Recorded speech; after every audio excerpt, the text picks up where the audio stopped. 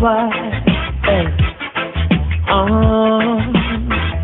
Chronic, left, right, Jack come, left, right,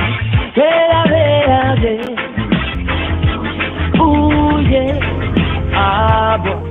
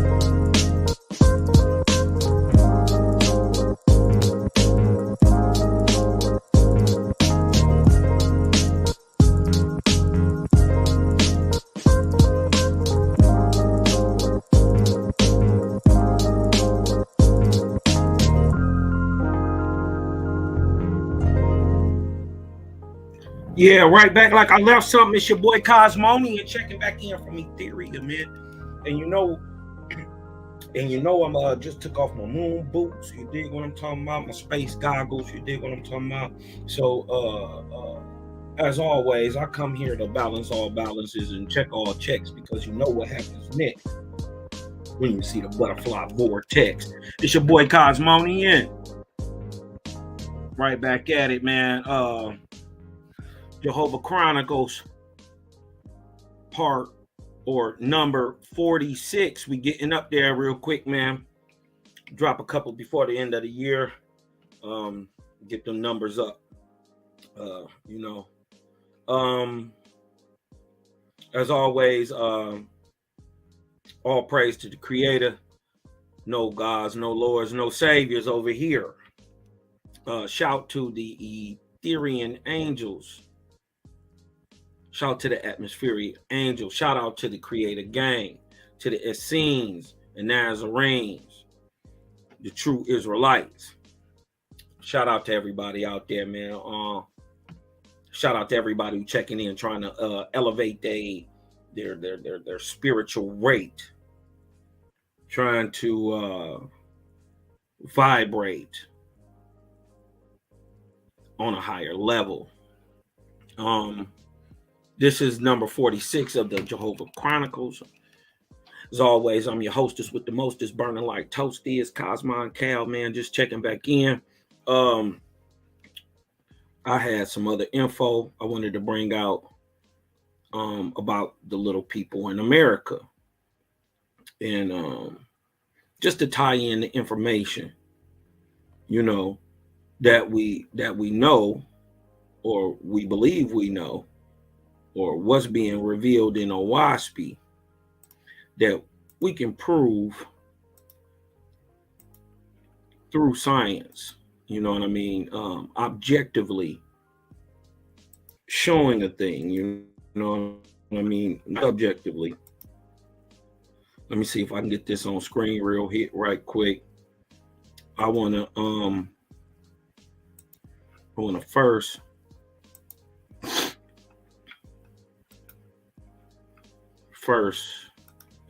let's turn it down a little bit. Okay, first, let me see if I can blow that up just a little bit for y'all because it look a little fuzzy. Fuzzy wuzzy.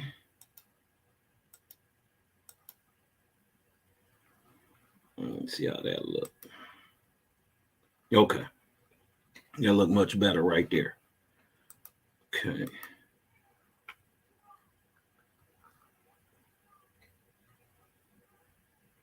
Yeah, they outside fighting. Let me see if I can blow it up just a little bit. Okay. Take this off of there. Now, we want to go into showing the little people in America. So let's set the table for the overall manner of man. You see what I'm saying? We're going to read the time and then we're going to show it. We're going to show what was happening on the earth. Okay. And so we here in the synopsis of 16 cycles, right? And the synopsis of 16 cycles correlates, I want y'all to be able to see this, to the very first, hold on, let me go back just a little bit. 16 arc cycles. See, here's the cycle right here, right in order. We are talking about a time between 26,553 BC and 71,523 BC. This is the time it's encompassing, or what we would commonly call the first 16 arc cycles, which is 48,000 years after the creation of man. Here in the very first arc cycle of Wayne, we find ourselves here in the 16th arc cycle, right? This is the time we're going to be talking about, right? But we're going to see, this is the dope thing about Owaspy. Owaspy breaks it down even further. Let's look what it say. Let's look what it say. We are in the synopsis of 16 cycles, chapter 1, right? This is verse 18. The synopsis of 16 cycles. Verse 1 and 18. Now, the 10th cycle, right? Or the 10th 3,000 year period was under Miselativi, chieftainess, a sister of the arcs of Laugausbach, in the ark of Nu, and her harvest was 10,800,000,000. Look what it goes on to further to say in verse 19, right? So now we know exactly where we at, right? We under Milisita, the chieftainess, right? Where are we in time, though?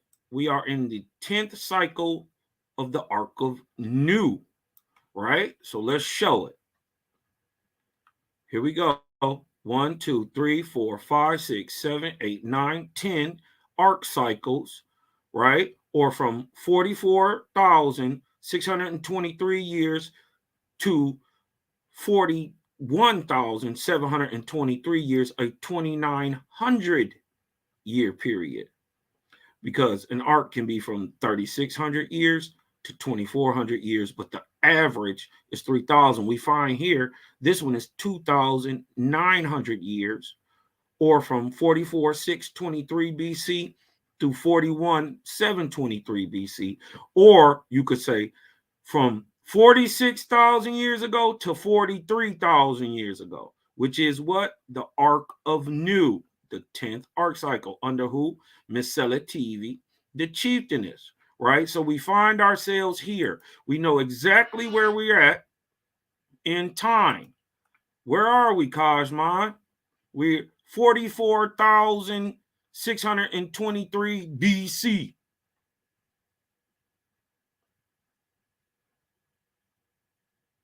We're in between 44, excuse me, and 41,000 BC. Let's see what's going on. Let's see what's going on. Verse 19. So 45,000 years ago, 46,000 years ago, this is what's going on. And now the earth was full of people. All the continents, how many? All the continents and islands of the earth were inhabited by man, nor was there any wilderness left where man did not dwell. That even means deserts. That even means the tundras. That even means the places of ice. That means in the highest mountains, in what we would call the deepest jungles. Man was everywhere 46,000 years ago. But look what happens. Look what happens. Now, this is 46,000 years ago. This is what happens. But the generation of man had fallen from 33 years, which is our common generation now. And you can do that by doing 2/3 of a person's life, and you'll come out with what is commonly known as the average age a person lives to today. Doing 2/3, and you can do that as low as if the generation drops to 12, or if the generation jumps to 80. The 2/3 as a pattern for the length of life is just about average all the way. So this is how. Well, anyways, let's go. But the generation of man had fallen from 33 years down to 12 years. And man and woman were at maturity at 7 years old. That's 2/3. A person is mature. And not many lived above 30 years. So think about this. If the generation is 12, right? If the generation is 12, the average man lives, what did I say? 2 2/3? 2 1/3? Yep. So basically 2 generations, 77 years is the average of person lives these days. 77 years. Right on the old. So that's 2 generations and 1 of the odic rate, 77 years. Right? That's what common people live today too. This is how you know that our generation is back at 33. Right? Okay. So, but you can do the same thing if the generation is 12 years. Right? So you take 2. Right? That's 24. Right? And you take 1/3 of these 12 years, which would be 4. You know what I mean? And you get 28 years. And look, and man and woman were at maturity at 7, and not many lived above 30. So 28 years is right about right that most people died, because most people didn't make it to 30. So this is your 2 1/3 generation lifespan. You can apply it to see how long the generation was then and now. So if most people didn't make it to 30, right, they probably died at 28. Just like today, no difference. Most people don't make it to 90 because they die at 77. Or most people don't make it to 88. You dig what I'm talking about? Which would be half or 2/3. That would be 88. Most people don't make it to 88. Why? Because they die at 77. That's just on average. So when it says, and not many lived above 30 years, that's probably right. Why? Because it fits the model. But they were prolific. Many of the mothers bringing forth 240 sons and daughters, and from 2 to 4 babies at a birth. So it would be common to have 6 to 8 too. Between 2 to 4. So 5, 6 of them wasn't nothing. That was common. You know what I mean? And having them back to back. Wow. Now remember, we at 46,000 BC. This is what's going on the earth. Right? And this is for the giant man and the little man. This is for the Ahuan and the Ayin and the Dro. This is just a common mode of man 46,000 years ago. Let's go look a little further. Let's see what it says. And man dwelt in peace. The earth was tilled, and it brought forth abundantly everything that was good for man to eat and to clothe himself with. So they always talk about caveman ain't had no clothes, and you dig what I'm talking about? Agriculture was, first created here, man. Agriculture was everywhere 46,000 years ago. They always say everything come out of Africa. Nah. You dig what I'm talking about? And this is man in general, everywhere. This is just not one little person, he better than everybody else. And no. You dig what I'm saying? Ain't no big used little me's with Jaja. He said the earth was tilled, and it brought forth abundantly everything that was good for man to eat and clothe himself with. In those days, in what days? 46,000 BC. There were, look at this. Look at this. Look at this.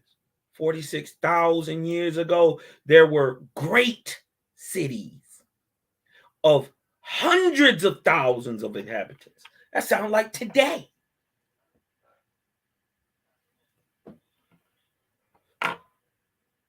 That sounds like today. This is why Owaspy is so dope. It gives you a history or a glimpse into the past we could have never even fathomed. Right? But look, in thousands and thousands of such cities, in all 5 great regions of the earth. What are the great regions of the earth? There is Japhet, which is China and Russia. You got Shem, which is the Southeast Islands, India, and up into Persia. You got Ham, which is the Zagros Mountains, and what they call the Middle East, up to Turkey, west. You dig what I'm talking about? You got Gautama, which is the America, and you got now also you got Yista, which is China.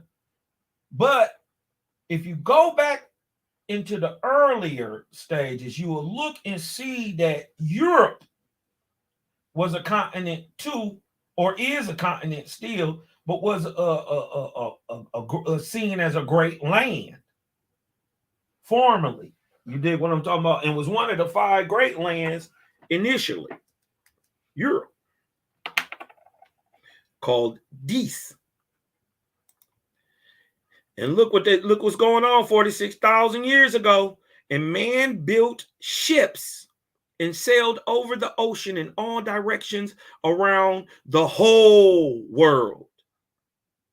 By angels of the Lord, he was taught and guided in all things. And man had books, both written and printed. What?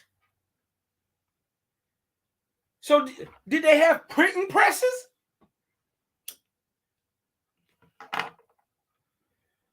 How are you printing without a printing press? The only way other could be is if it was written. But they say they got written ones.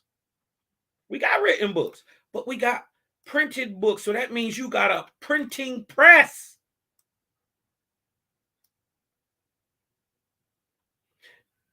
And look, hold on. And in schools, you got schools.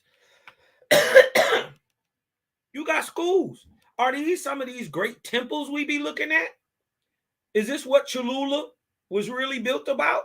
Is this what Ladanta was really built on?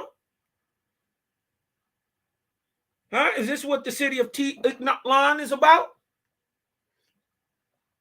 What about Tehuacan? Huh? They had schools, 46,000 BC. Look what it say. Look what the O say. The young were taught knowledge regarding the sun, the moon, the stars, and all things that are upon the earth, and in its waters. This was therefore called the first period of civilization on earth. Where are we, Cosmon? We in the 10th arc cycle of new. We got big goddess, big dog chieftainess, Sitela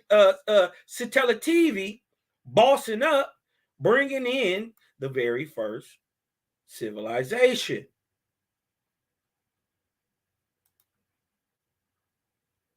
This is deep right here. This goes to show little people and ions in America. Dig this. Now, for the most part, all the people, how many, Cosmon? All the people, for the most part, right? So that's 85% and better, have become ions, small, white, and yellow. And as we know, we're not talking about Europeans. This is albine people mixing back with albine people of all sorts. Nevertheless, there were ground people with long arms who were large, but they dwelt by themselves, and their food was all types of flesh and fish and creeping things. So that means the ions were deep in agriculture because they lived off the land. So that's another science being shown all across the world, not just here in America, but all across the world.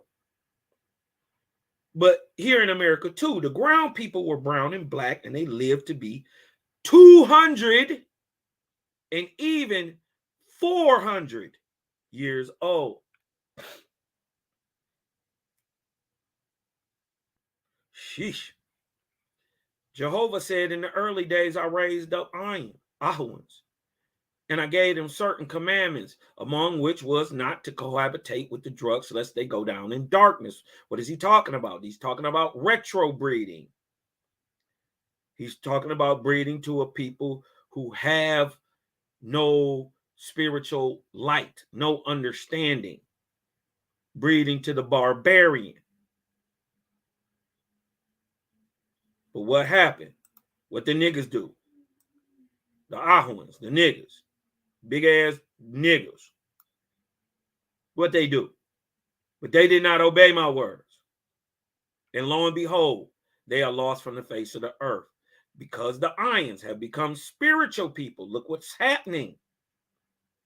We see this happening in Escra also because of the Aegean pressure, but also because what? Because the ions have become a spiritual people.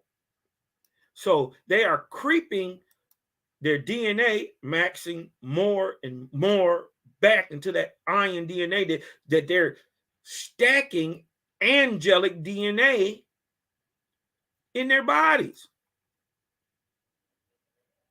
Think about it. An ion leaning ion. Huh? I bet you that thing glowed. You commonly 50-50.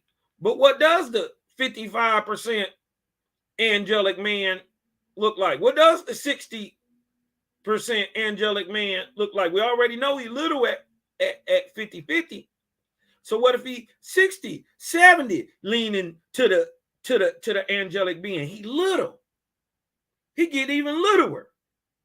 But I bet you his vortexian record is his light, his DNA doesn't. I bet you it glows bigger in that lower body. You already know what I watch me say about sprites and fairies. Just trying to make it make sense.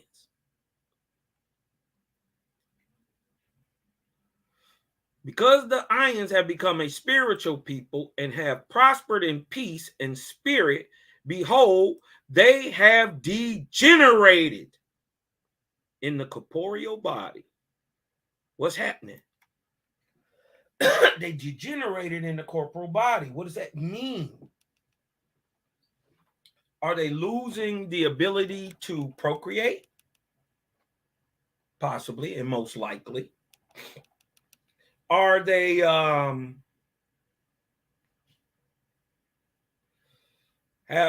they become less resistant to disease? Most likely. They are degenerating in the corporeal body. Their corporeal body is being shredded by their angelic spiritual side. It rushes it because, as we know, what does ether tend to do to corporality? What does ether do to corporality? It uncorpors it. It deads it.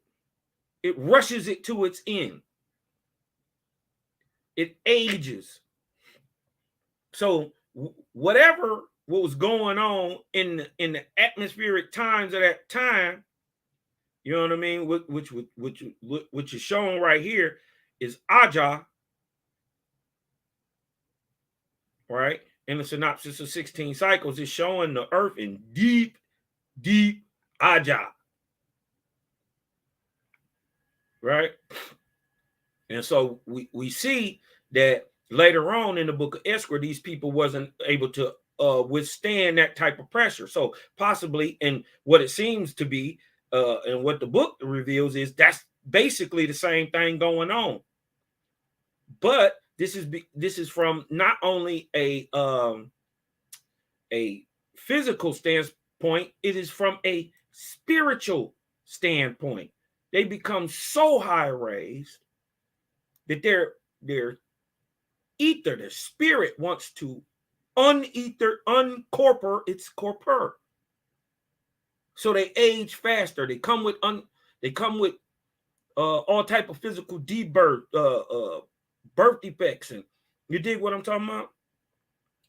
Look what he say. They yield abundant harvest for my Ethereal realms, but they are like untimely births.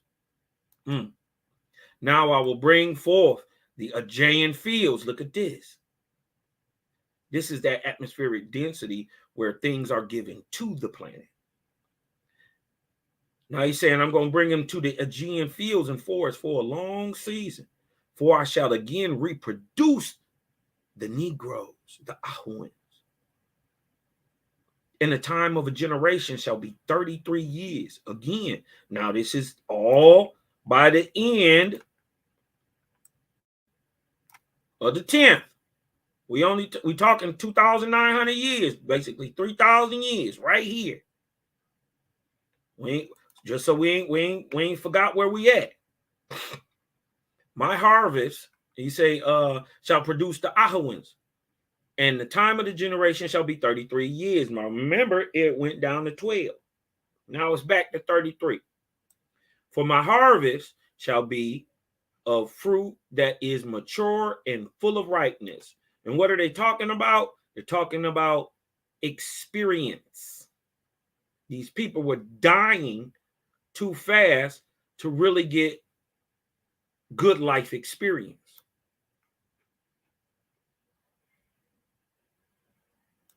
And Jehovah brought the earth into new regions, into the Ethereal worlds, and covered it with Aja, east, west, north, and south.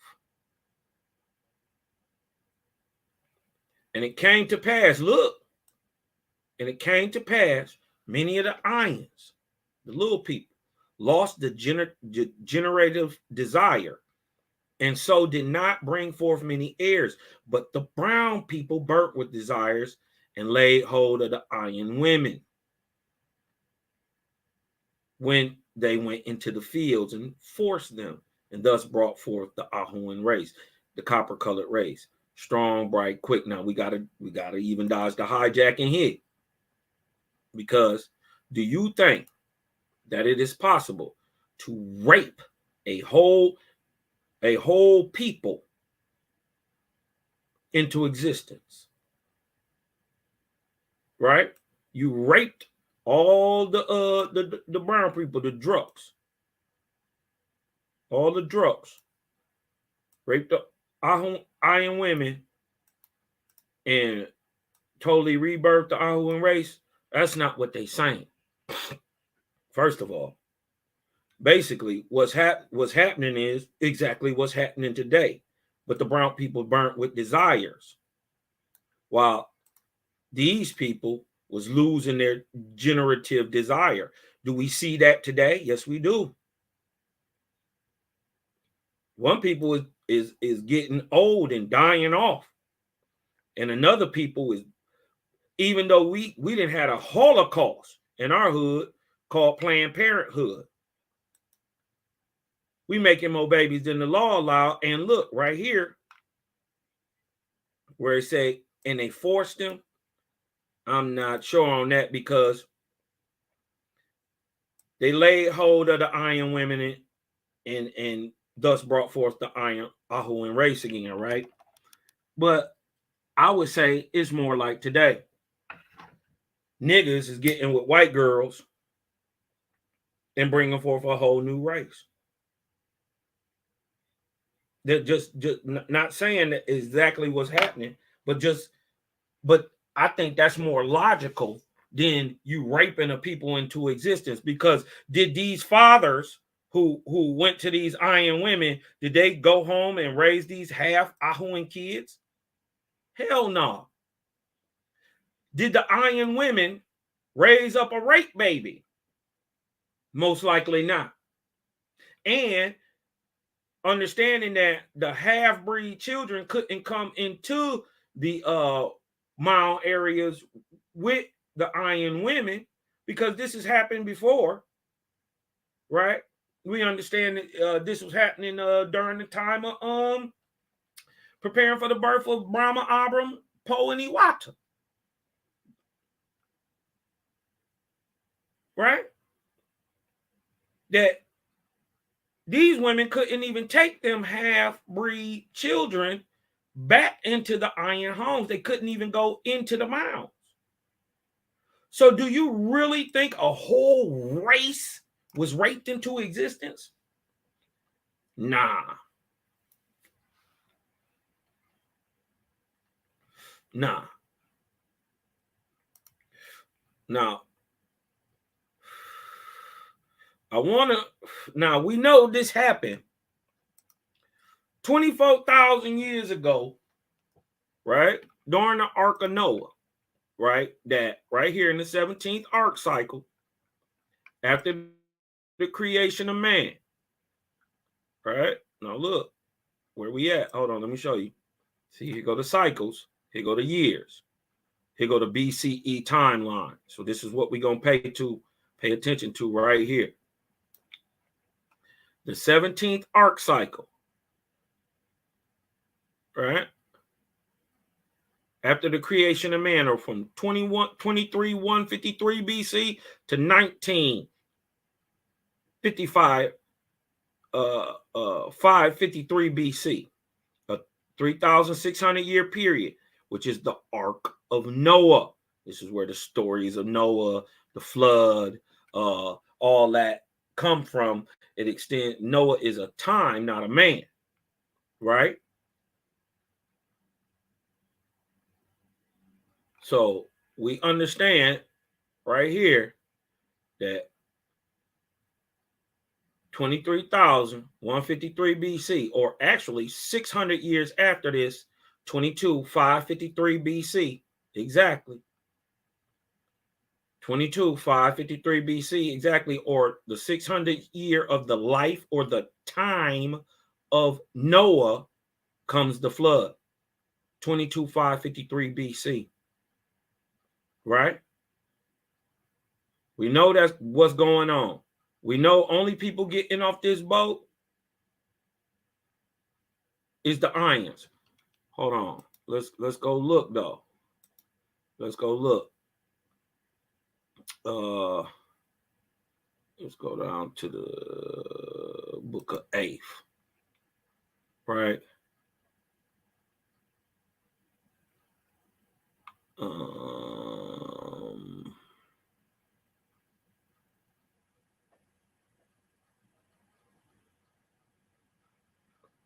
Okay.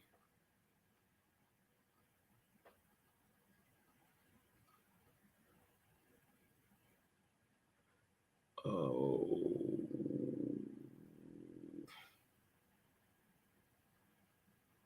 Let me go down here to the book of Eighth where they explain about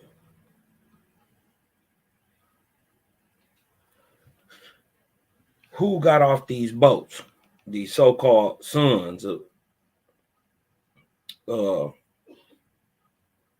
Noah, or the people who go on to repopulate the 5 great lands, right? This is still true God at the time, Eighth, talking about what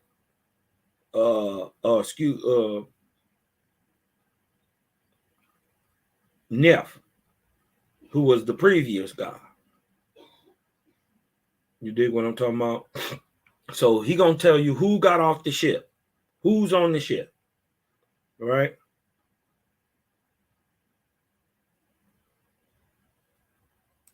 Let's go down here. This is the book of Eighth, son of Jehovah, right? Chapter 7, verse 3.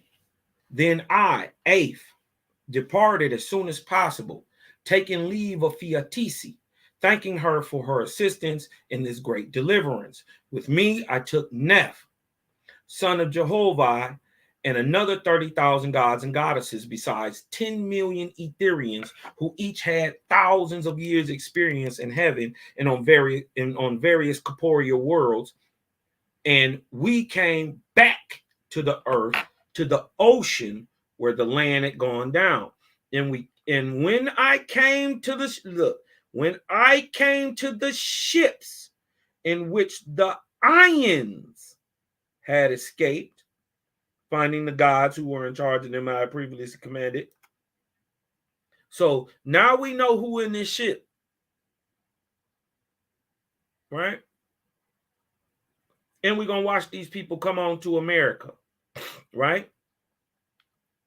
Your voice, O Jehovah, came to me saying, bend the currents of the winds of heaven. Now, these boats, 138 ships floating in the middle of the Pacific, right? And this is true God taking former true God on a journey to go get who? The Ions. They went where the land had gone down. So we know we're talking about pond in the middle of the Pacific. And you shall divide the groups, making 4 groups in all. So it's 4 groups. And it's really 5, but it's 4 major groups. And by the winds of heaven, you shall drive the groups or the fleets of ships and bring them to the 4 different lands of the earth, according to its previous history and adaptation. For in all countries, my chosen, who the Ions, shall begin laying down the foundation of my everlasting kingdom, and they shall never again be destroyed by the people of darkness or earth or heaven. Right? So let's go down here a little bit.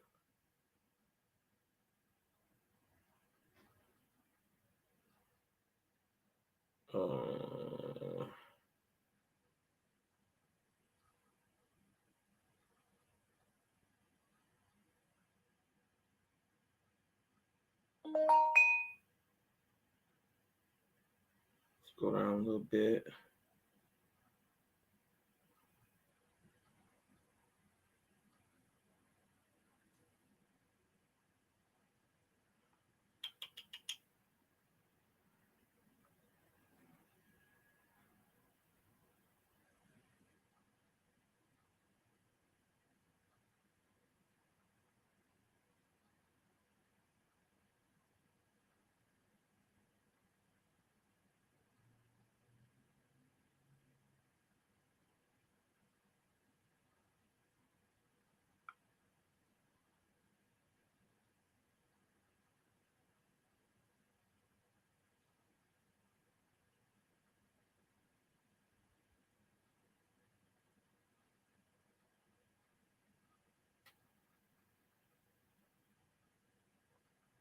Now, mind you, we had 22,553 BC, right? Hear therefore the words of your creator. We're going to go down here to 12 real quick and 4. This is it. Hold on.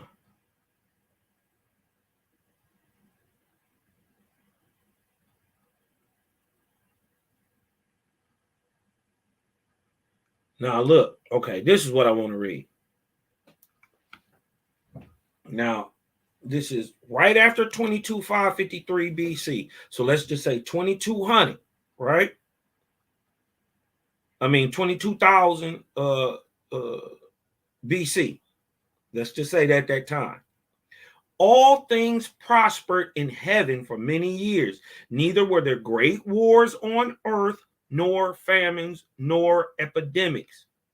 And the lords of the earth had sufficient Lewis for all the faiths, so as to control iron marriages, to bring forth sons and daughters who would rejoice in heaven. Right? So we see who here.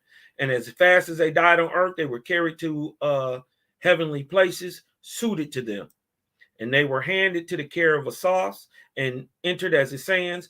But the Lord appointed Lewises over the barbarians and only commanded the Ashars to watch for their spirits in the hour of death, and if possible, to bring them to the organic places of God in Horeb.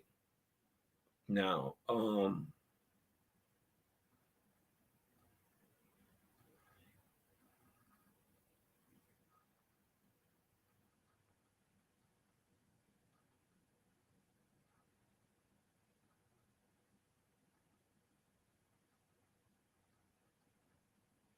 okay, I think it's in the first. Hold on. Lord's first book.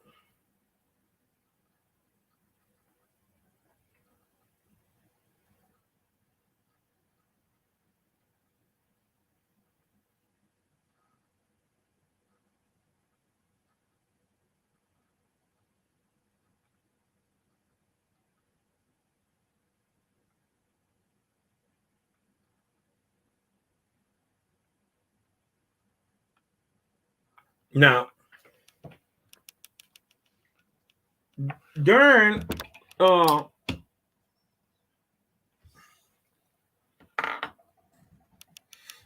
circa 22,553 BC, or in the 17th arc cycle, after the creation of man, we right here between 23 and 19, 17th arc cycle, in this 3,600 year span of time, right? This is what we're talking about, what's going on the planet. And I gave the circumcision as a measure to the boundary of my chosen. But there were giants, druks, in those days. Giants who were druks.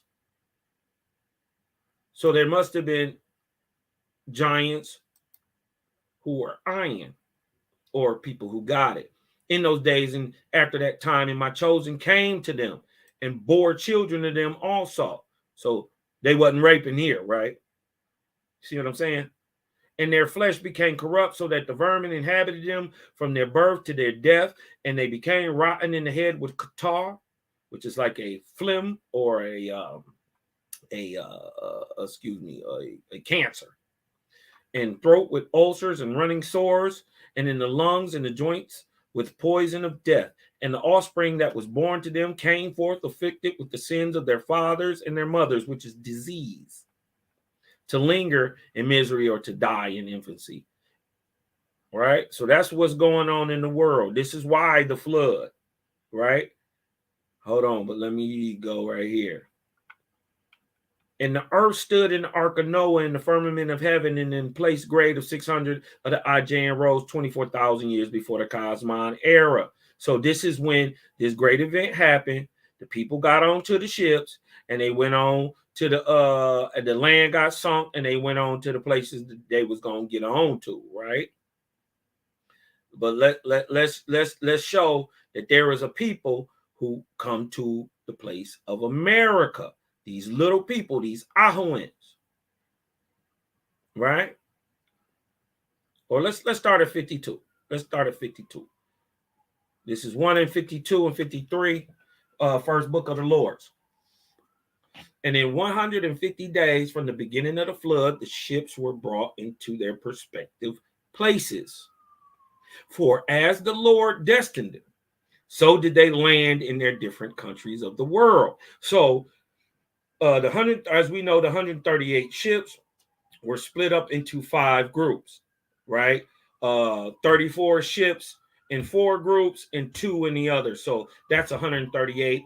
34 times 4 is 136 plus 2. So that means the 2 boats of Yista, right? So there's 138 ships, not 1. Now, the fleet of Gautama, and these fleet, and where are they going? They're going to the different countries in the world. Now, the fleet of Gautama, what is Gautama?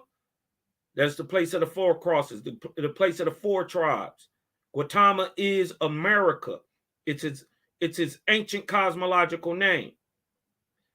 Now, the fleet of Gautama was carried eastward. So if we in the Pacific, right, and we trying to get to America, right, we would have to go east. So proving that these people ain't in Africa. Because if you go eastward from Africa, you go back into India, Asia. You dig what I'm talking about? All these other places. Or then if you go, and also to show that this place ain't in the Atlantic, is if you do go eastward, you'll be in Africa. Right? So this is America, Gautama. Right? And the country where it landed was called Gautama.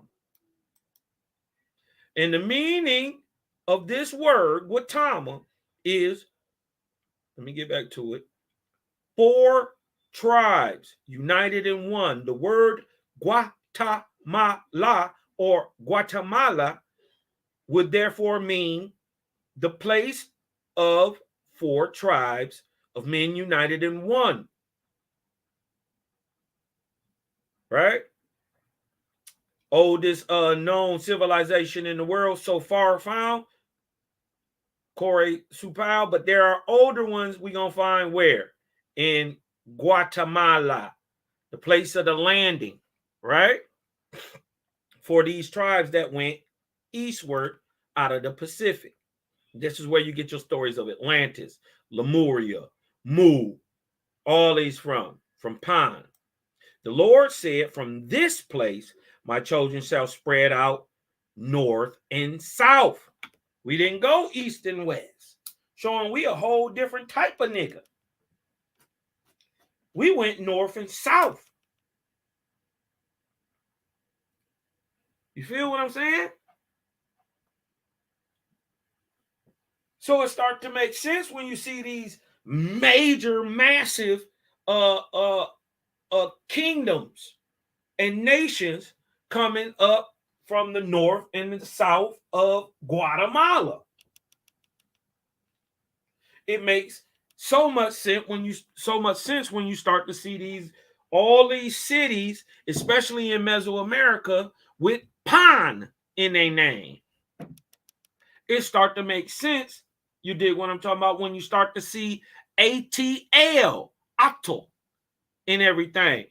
it start to make sense when you talk about the Ahuan people. When you start to see names with like Teotihuacan. These are the people who spread north and south.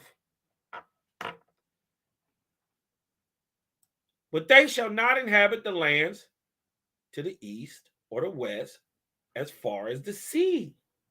For they shall be testimony in time to come of this landing place from the continent of Pan.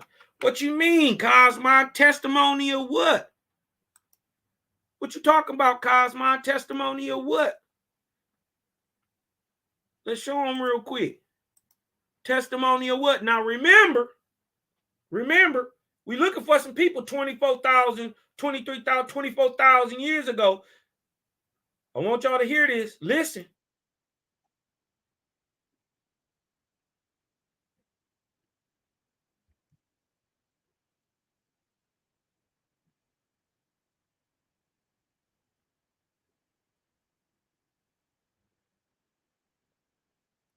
Now look how little they is. They about the size of a man's hand.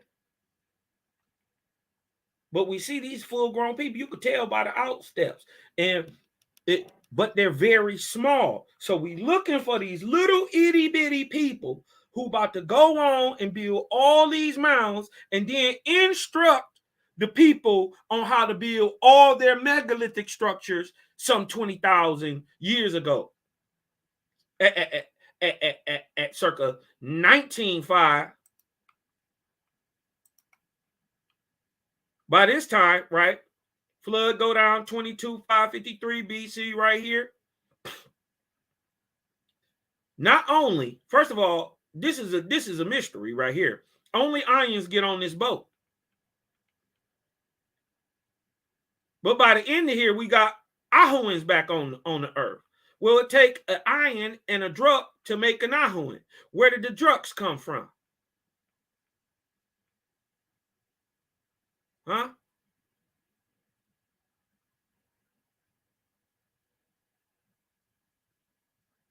They were already in the Ahuan. I mean, in the Ayan. The Druk genetic was already in the Ayan. Remember, these niggas is half Asu.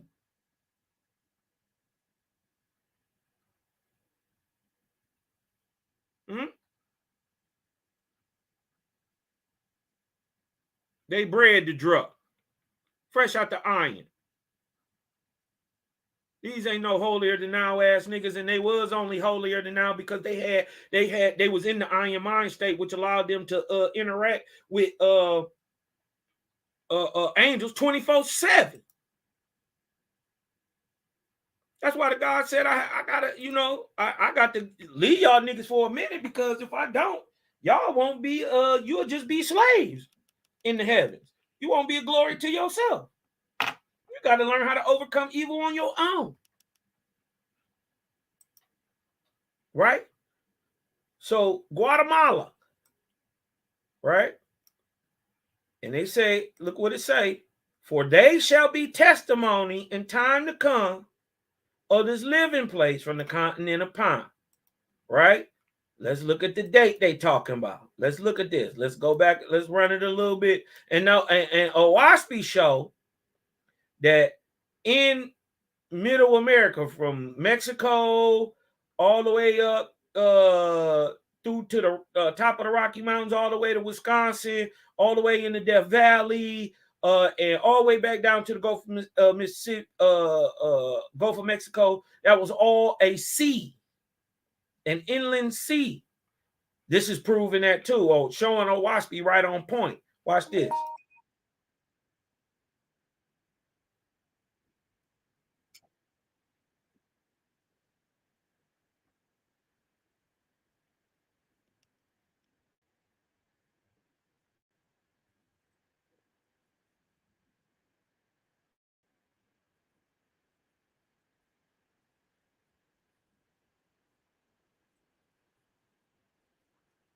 Huh?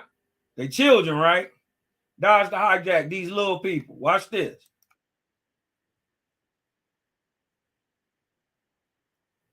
Now, so they telling you they thinking they coming across during the Younger Dryas.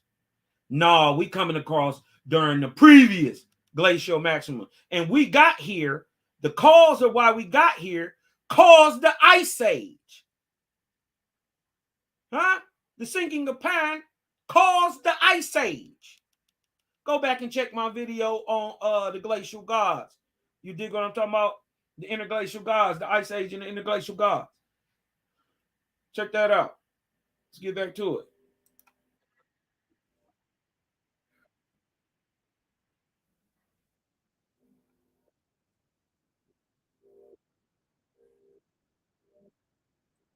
Watch this. Dodge the hijack.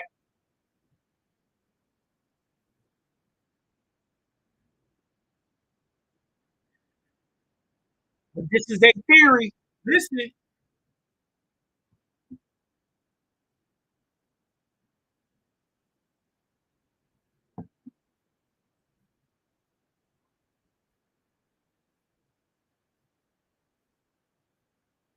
Uh-oh. Hold on. When they come here? When did they come here? When they come here?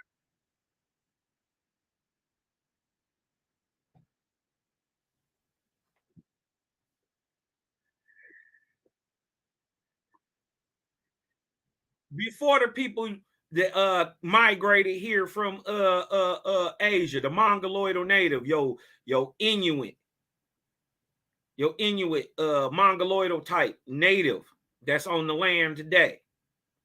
Before they got here, you got niggas here. You already got an intermixed four-way tribe already here.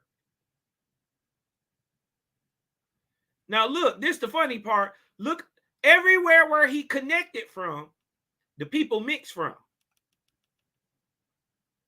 Watch. He run it back from Africa. The people who got out of this, see this right here, this land indentation. That all was Pan. All this. Now, the people who lived in this in the Pacific, in the island of Pan, were all types already.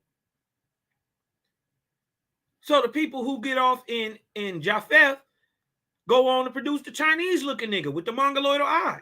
The nigga who get off in Asia, he produced a nigga. I mean, in Shem, he produced two type of people, both niggas. One with the good hair who got a little more drunk in it, and one with the naughty hair who go on to produce Abram and the Israelites and people like that, and the Phoenicians and the Persians. More negroidal. But look, everywhere where he say these people was, we got a mix of this people in America. That is your American.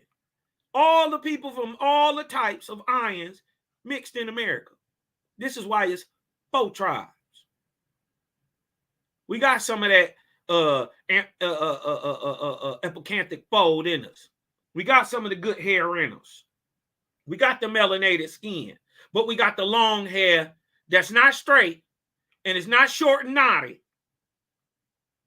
but it's long and black and coarse. This is why they call you the Negro, because you already had mixed. But look everywhere where they say we came from is where the Iron Tribes is. Look, watch this.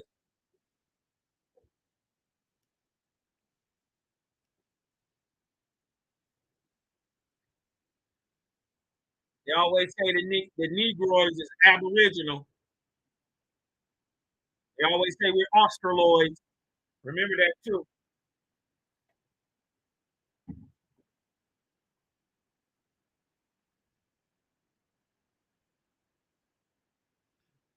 Hold on. What do Owaspy say? What do Owaspy say? From this place they shall spread out north and south. Look where it go. Hold on, let me show y'all. Look where the path go. Path go north and south, right here, straight through South America, because Guatemala right here. They came from right here. Boop. Came to Mesoamerica. And remember, wherever they was at would have to be tropical. They ain't have nothing. You dig what I'm talking about?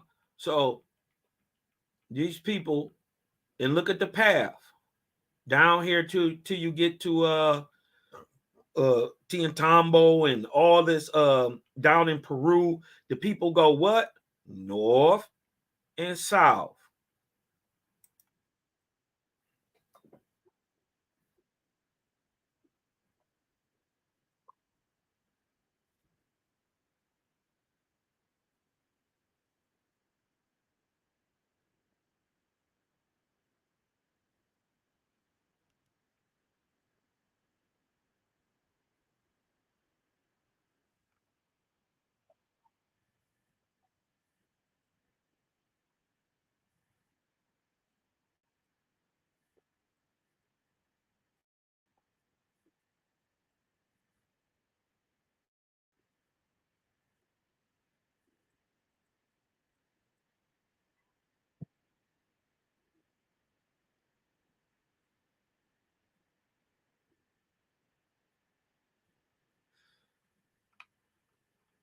All right.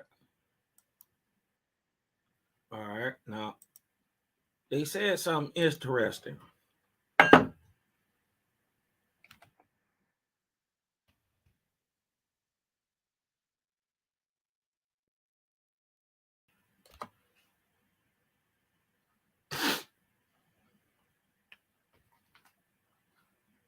They said something very interesting, if you notice.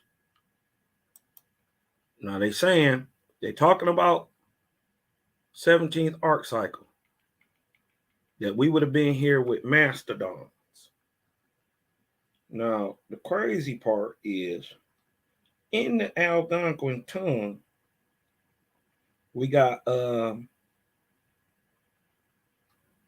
word, right? So if we was the Mongoloid people who migrated here 13,000 years ago, we wouldn't have seen it. We wouldn't have had no word for it, right? But the Algonquins predate that, right? Let me go into my text real quick. Get back into this Owaspy real fast.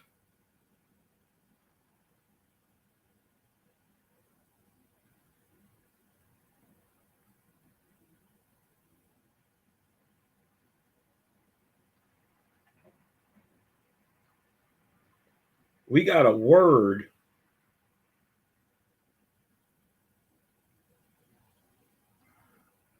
in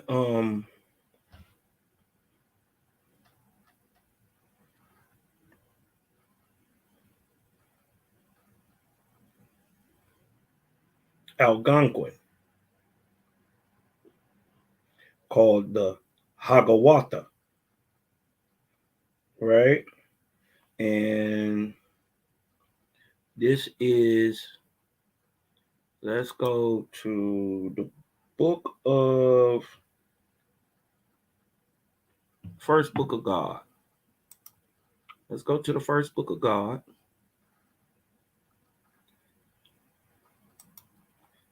All right. Chapter 25.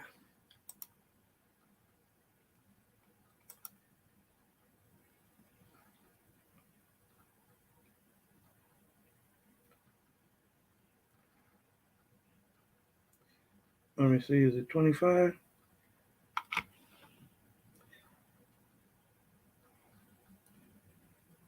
Yeah. It's 25 and 14. Let me go look a little. Look at this. This what was going on. Now, mind you, let me show you where we at. Let me show you where we at in time. We're talking about a time in between 10,000 and 4,000, mainly in the Arkalu, but as early as 10,000 BC or 12,000 years ago, right when they saying these people came here. See, 12,200 years ago, right when they saying these people got here, they wasn't even here yet. So we had the word already. Let's show it. Let's show it. And they taught man how to soften copper like dough. Who taught man? The angels. How to harden copper like flint for rock. Like flint rock.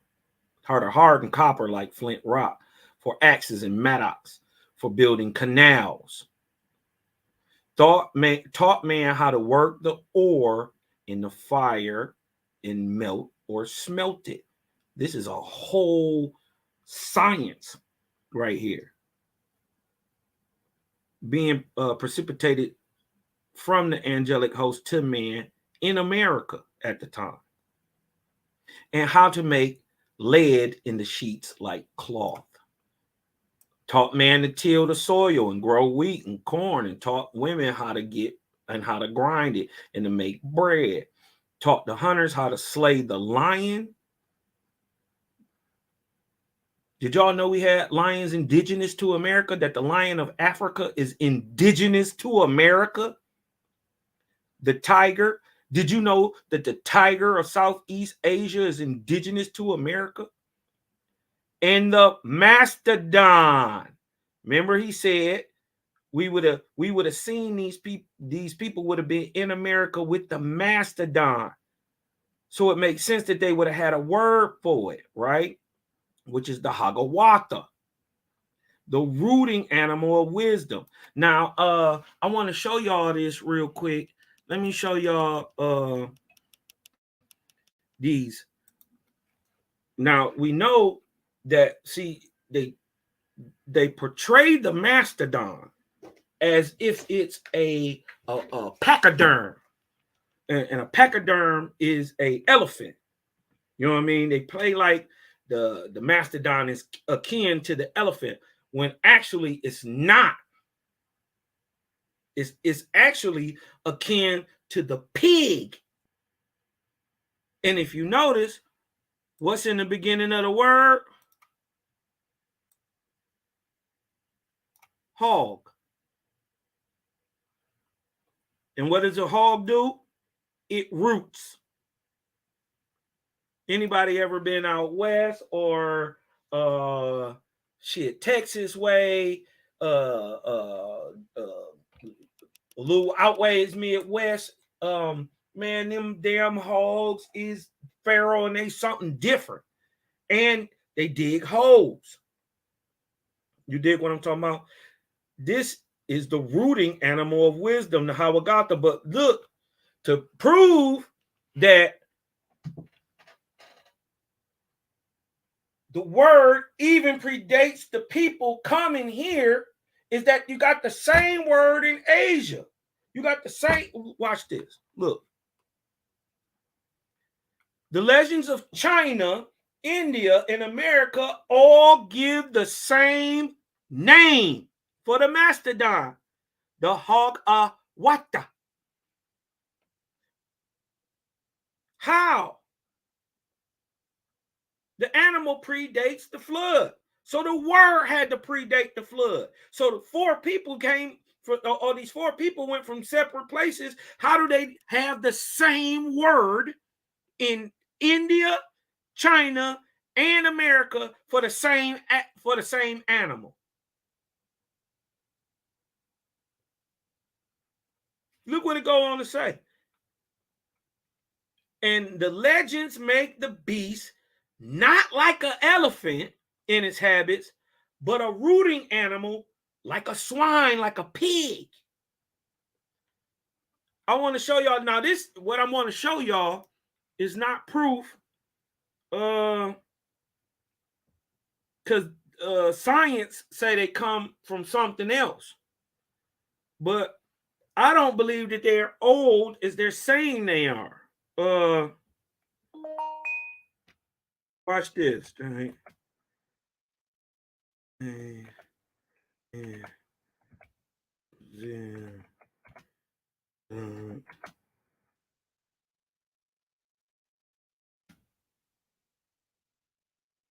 Watch this. Let me see. Now look at this. Now this is in Brazil, right? Now we're looking for an animal. This is a cave. They think they dug out by South America megafauna. Facts. But it's not millions of years old. It's only tens of thousands of years old. A paleo burrow is a tunnel made by a prehistoric animal, likely an armadillo or an extinct giant sloth. Depending on the size of the hole, these extinct sloths were huge, some of the size of modern day elephants. Remember, we're looking for elephant size being animal. Now look, they saying these was built by giant armadillos. But we know dug in the ground. Right? So that's something you can look into. And this is Get Lost in Megafauna Tunnels, dug by South American Megafauna. And this is from Planet Earth. And discovermagazine.com. Go to discovermagazine.com. South American Megafauna Tunnels. And we can pull some of this stuff.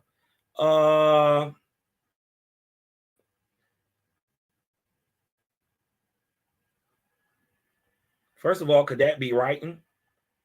And if not, where did all these scrapes and scratches come from? Could it be from tusks?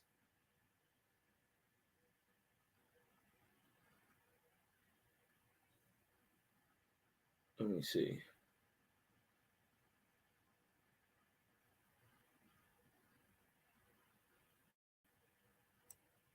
Let's see what they say. When Frank found a suitable passage, he squeezed through an elliptical shaft roughly 4 feet wide, 65 feet long, and lined with claw marks. Extrapolating from the original size of the hill sliced away for the highway, he calculated that the original burrow was about 250 feet long, not counting for twists and turns that it surely once included. There is no geological process in the world that produces long tunnels with a circular or elliptical cross section, which branch and rise and fall with claw marks on the wall, says Frank. I've also seen dozens of caves that have inorganic origins. And these are, and in these cases, it's very clear that digging animals had no role in their creation. But these ones, Rio Grande del Sol, and it's 1,500 of these paleo burrows so far. So that means this rock was at one time dirt, mud. What can turn mud into solid rock? Because these is rocks now, but at the time they were cut, they were soft like we stand on. How do you turn this mud, dirt down here with dogs standing on into hard rock? Heat and pressure.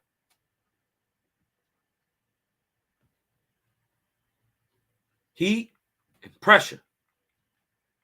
We know multiple events in Owaspy that can explain this.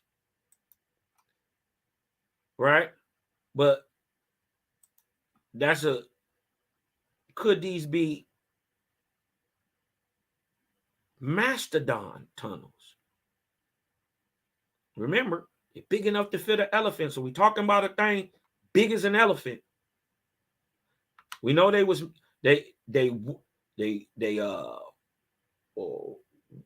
warm, or well, actually they're subtropical animals.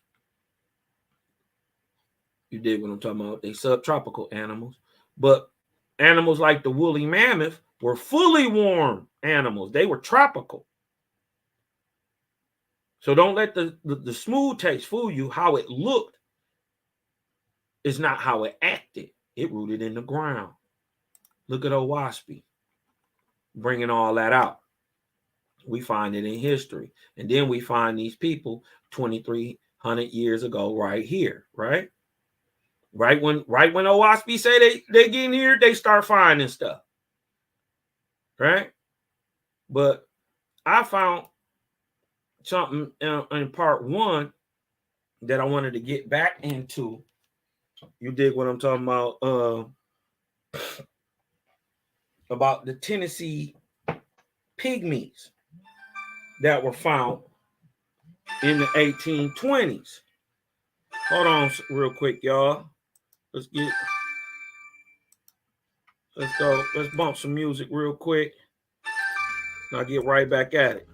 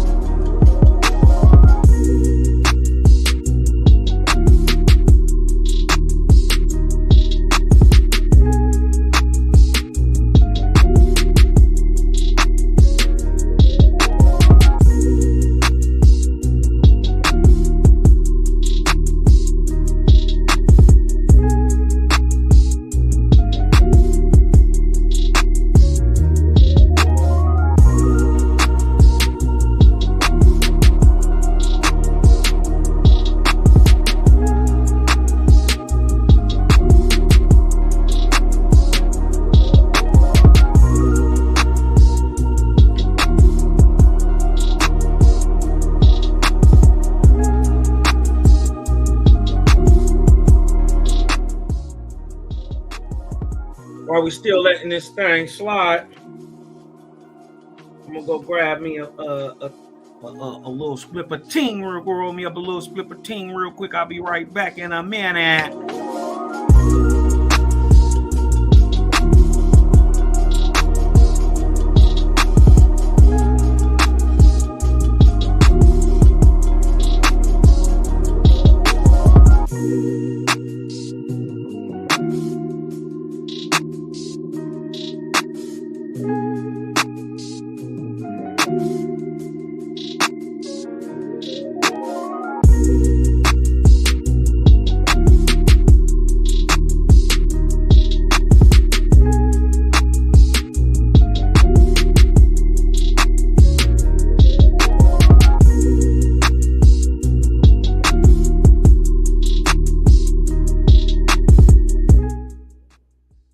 found out. First of all, can y'all hear me? Can everybody hear me, man? I just found out that y'all couldn't hear the video. Y'all couldn't hear the video. If y'all couldn't hear the video, I'm gonna play it again. You know what I mean? But if y'all couldn't hear the video, let me get a 9. Let me get a 9 in the chat. If y'all couldn't hear the video, let me get a 9 in the chat. Because I want y'all to hear what they're saying about these little people here in America going to prove the case and show the authenticity of the information found in Owaspy. So let me go back. I see the 9s coming in. I got to go and share this. Hold on, let me stop sharing. Let me stop sharing. Let me stop sharing. Let me go here.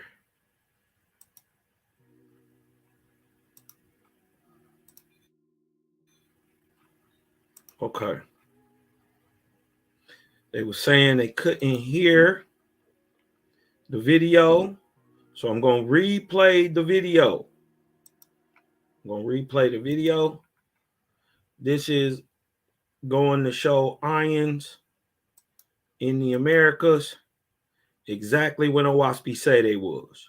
And also, since y'all couldn't hear me before, what I was saying was 23,000 years ago, Owaspy say these people came here 24,000 years ago. Watch what science is saying now that they finding this new evidence, right? Watch what science is saying. We talking about little people in America, right? We searching for people who pop up on the scene 24,000 years ago, right? So let's show this real quick.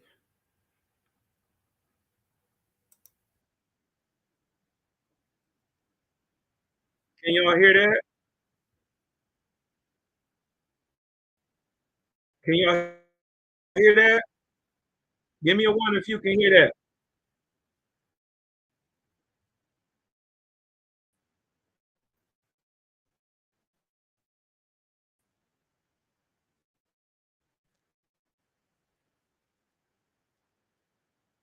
Now, are they children or little people?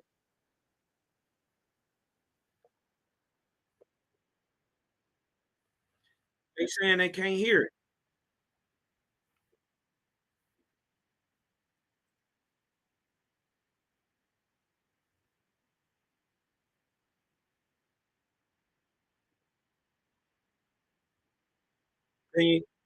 Nobody can hear that.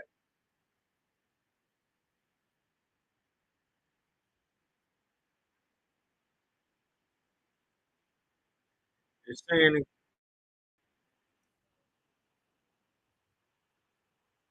hold on. Can y'all hear me talking?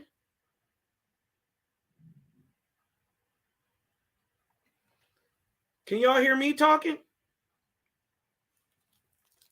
Let me get a 3 in the chat if y'all can hear me. You can hear the video.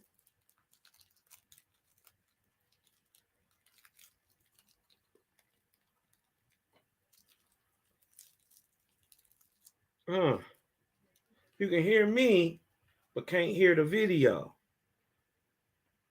That's weird, because I can hear the video. I can hear the video.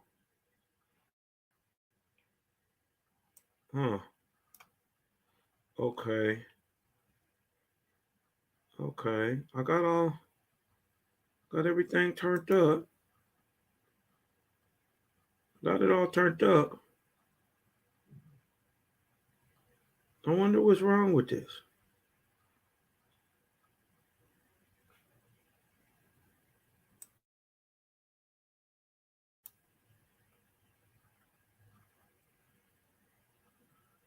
Okay.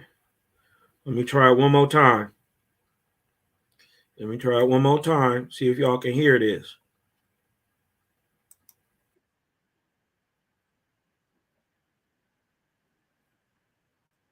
Can y'all hear that? Can y'all hear that?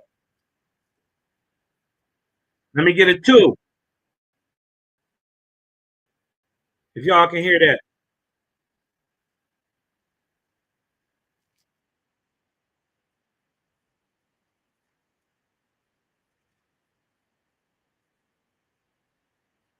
No, they saying they can't hear it.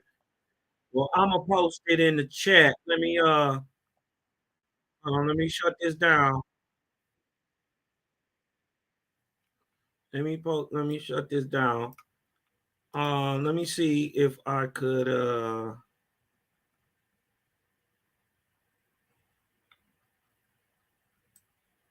let me see.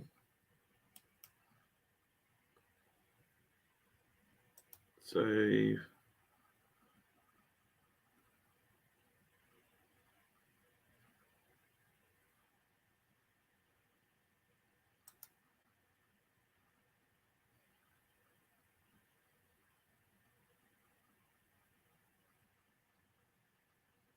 Okay.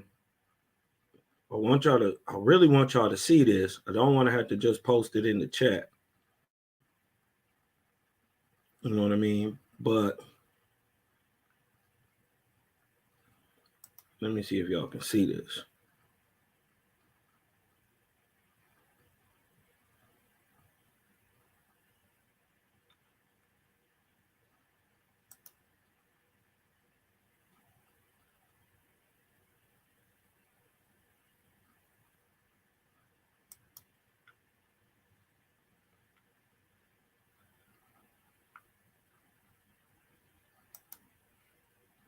I don't usually have that issue. That's crazy. That's crazy. Let me see. Let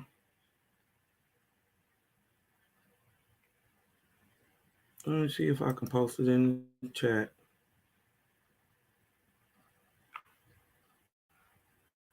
Let me see if I can post it in the chat.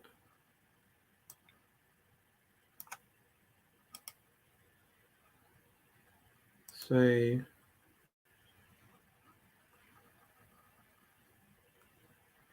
Okay. All right. Let me see if I can put it right here. Paste. Nope. That ain't it. That's my StreamYard.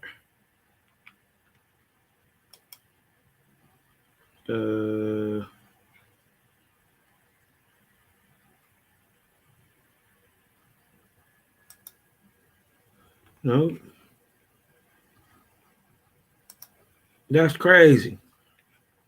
Post my StreamYard, but it don't post my. Well, in the meantime, run the biz.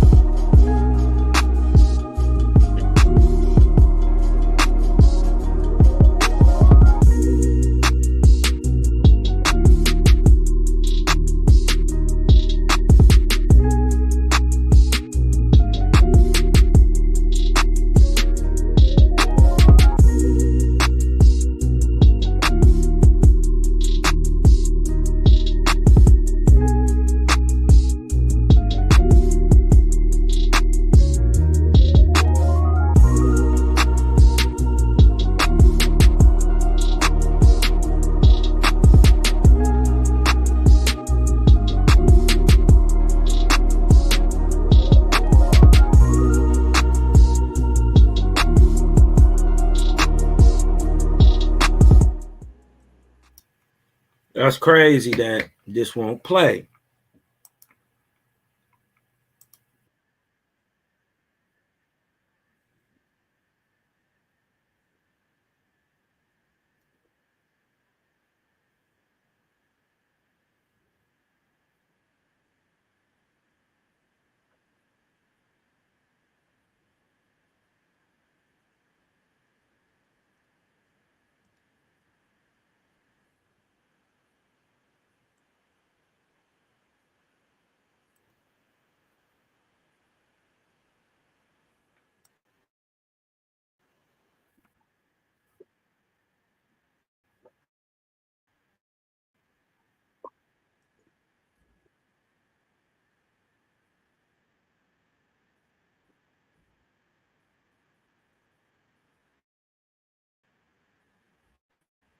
Oh, now y'all.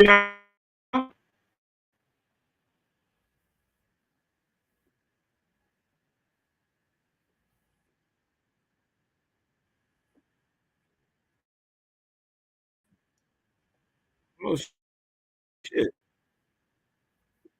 I do need to give somebody some wrenches too. How do you do that?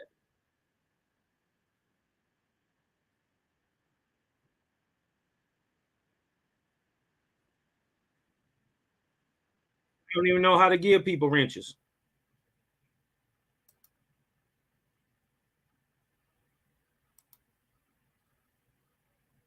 Honestly, I don't even know how to give people wrenches.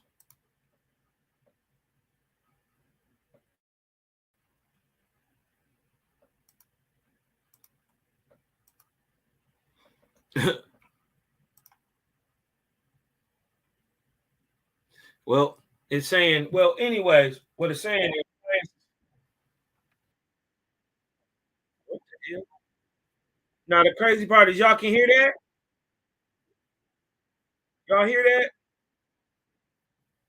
In the community tab, go to YouTube in the community tab.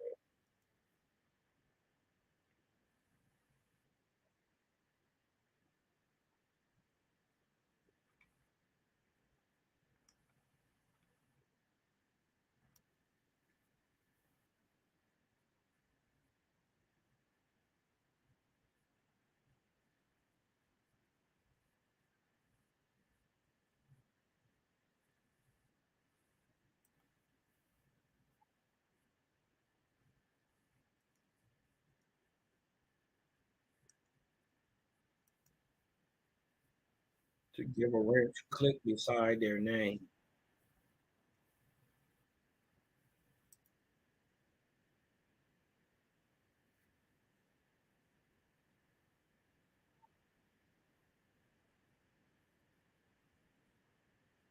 Oh,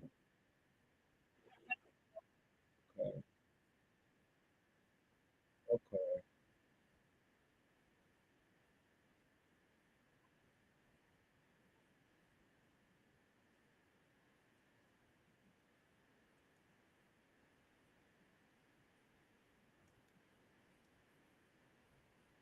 So I'm not in the live chat.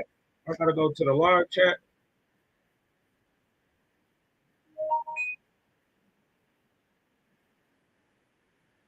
This is crazy.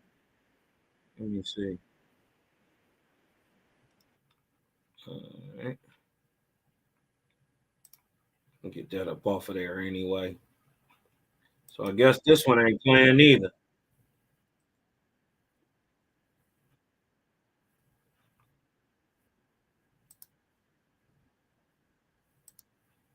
No,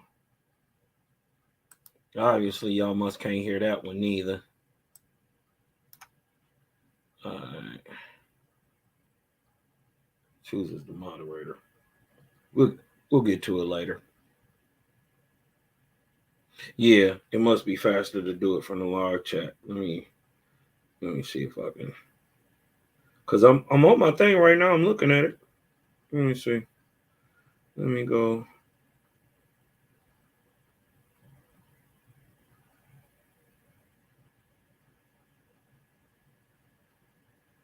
Uh,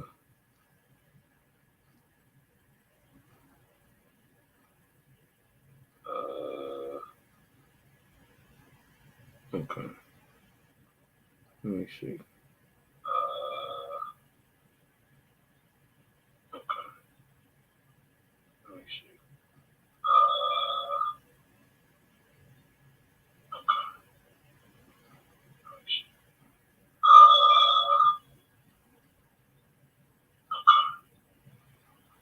I'm in the live chat right now.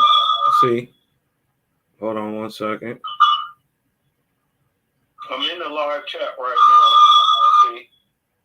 Hold on one second. See, I just posted. But I don't see no dots. Let me turn this shit down. Anyways, what it was doing, y'all can go simply, if y'all want to, it's called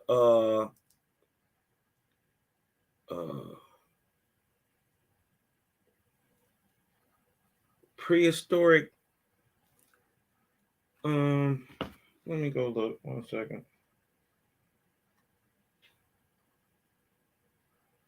Go look real quick. It's called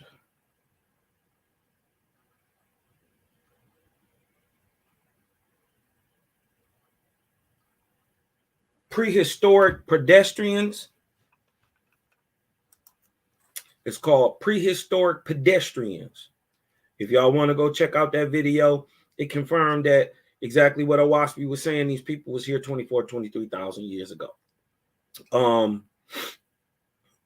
That's what I'm trying to do. I see the 3 dots, but all it says is either block user or put user in timeout. You did what I'm talking about? Let me see. It's not yeah, it is what it is. I'll figure it out later. You did what I'm talking about, but this ain't gonna hold up nothing. So just don't, one monkey don't stop no show.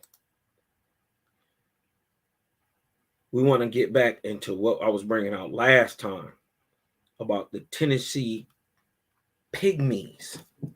The Tennessee pygmies. Let me share my screen real quick. Just roll me up a big fat splipper team.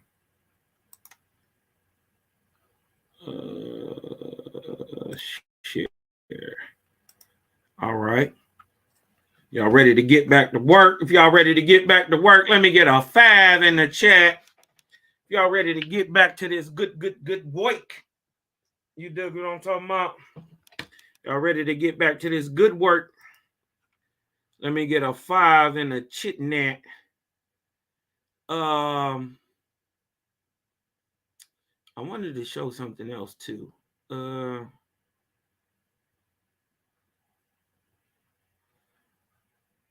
About these Tennessee graveyards. Now, which is funny because it tied to the so-called John Lamp plates. There's a funny tie into the John Lamp plates. Now, if you go and look at these so-called John Lamp plates, there is a foreword or a addendum or an added part that is purportedly written in 1929. It makes a claim that 10 years before or so that these people were found, these little people here in America.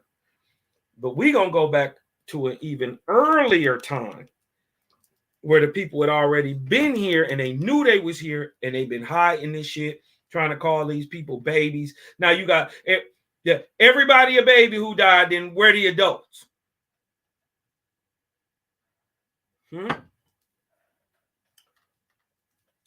If everybody 3 foot and under and you calling them babies, where's the 6 foot men at?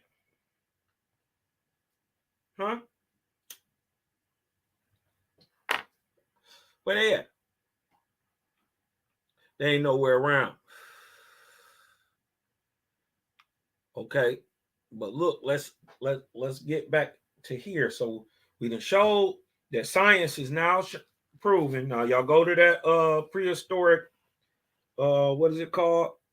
Prehistoric pedestrians, find out that they got footprints that of a small people walking here circa 23 BC. 20 20 roughly 22,000, 21,000 years ago. 23 BC, 2300 BC. We find it right when 2,400 years ago, 2,400 years ago, right when Owaspy say that it's going to be these little people here. We find these little itty bitty little footprints right where Jaja say they're going to be. Right? But we know these people be lying and hiding everything.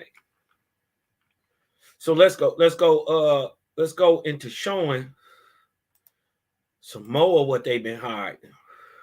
Who knew about the ancient pygmy graveyards in Tennessee? You dig what I'm talking about? I didn't.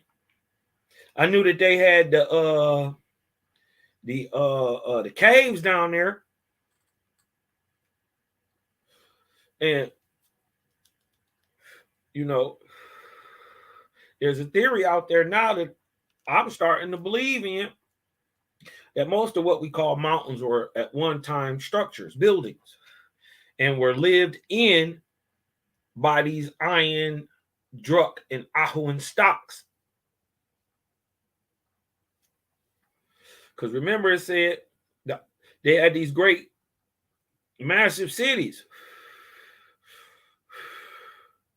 But now we find these places buried. You dig what I'm talking about?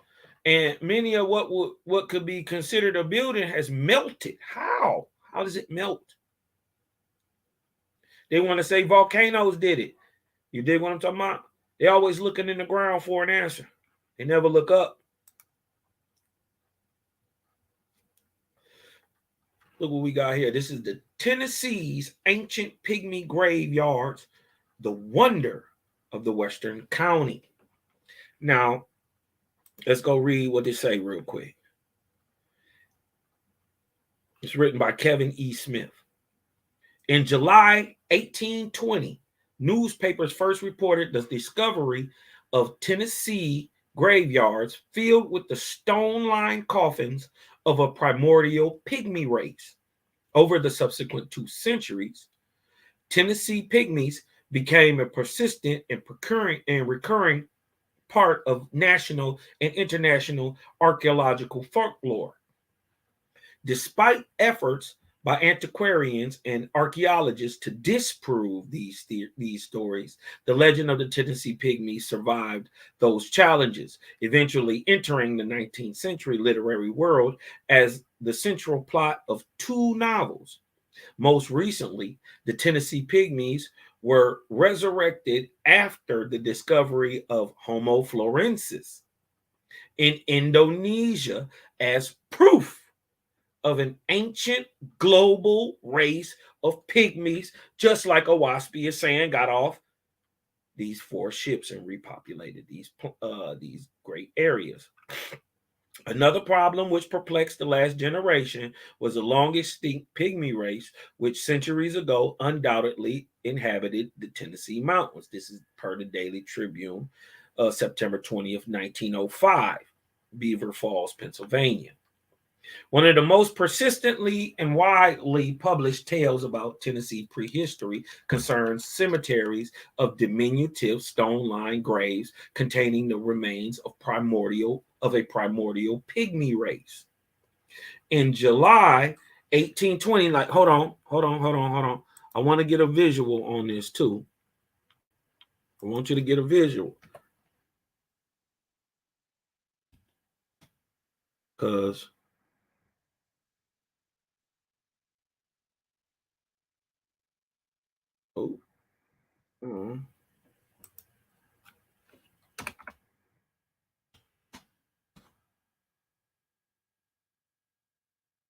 I want to get a visual on this. Oh, wait.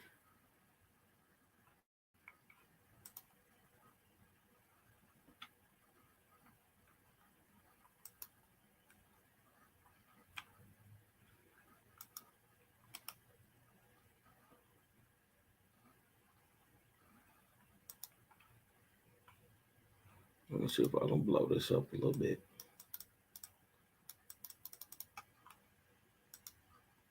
Oh, wait. Can y'all see that? These are Tennessee pygmies.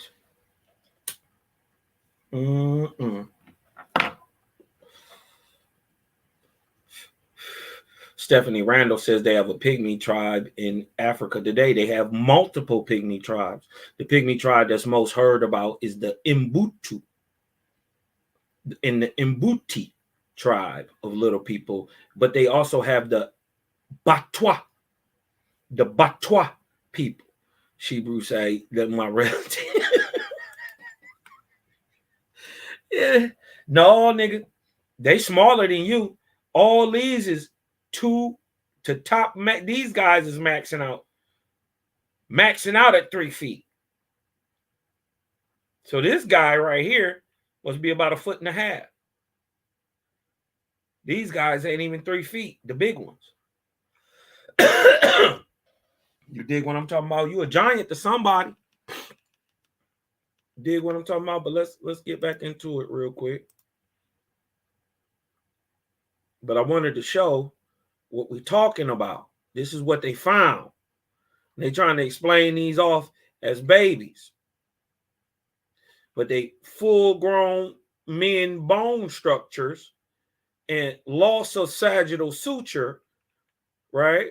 Which is the split at the top of the head, the loss of the sagittal suture, right? Even though they have the baby face feature that what do they call that? It makes you keep the cherub like look, the little small baby type feature, but you a grown man, you have lost your sagittal suture. These is grown men under 3 feet in Tennessee. So let's look. Hold on. Where am I at?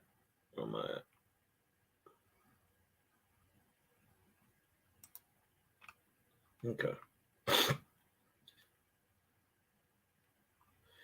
In July 1820, the Nashville Whig published the earliest known account of these mysterious remains, describing in detail the discovery of hundreds of diminutive graves on several farms near Sparta in White County, Tennessee. In modern parlance, this initial report went viral, and over the following weeks and months was republished and quoted in newspapers and magazines across the globe, setting the stage for nearly 2 centuries of recurring waves of interest in the mysterious and wondrous Tennessee pygmies. The White County pygmies would soon be discovered throughout much of the upper Cumberland region of Tennessee and Kentucky. Ooh.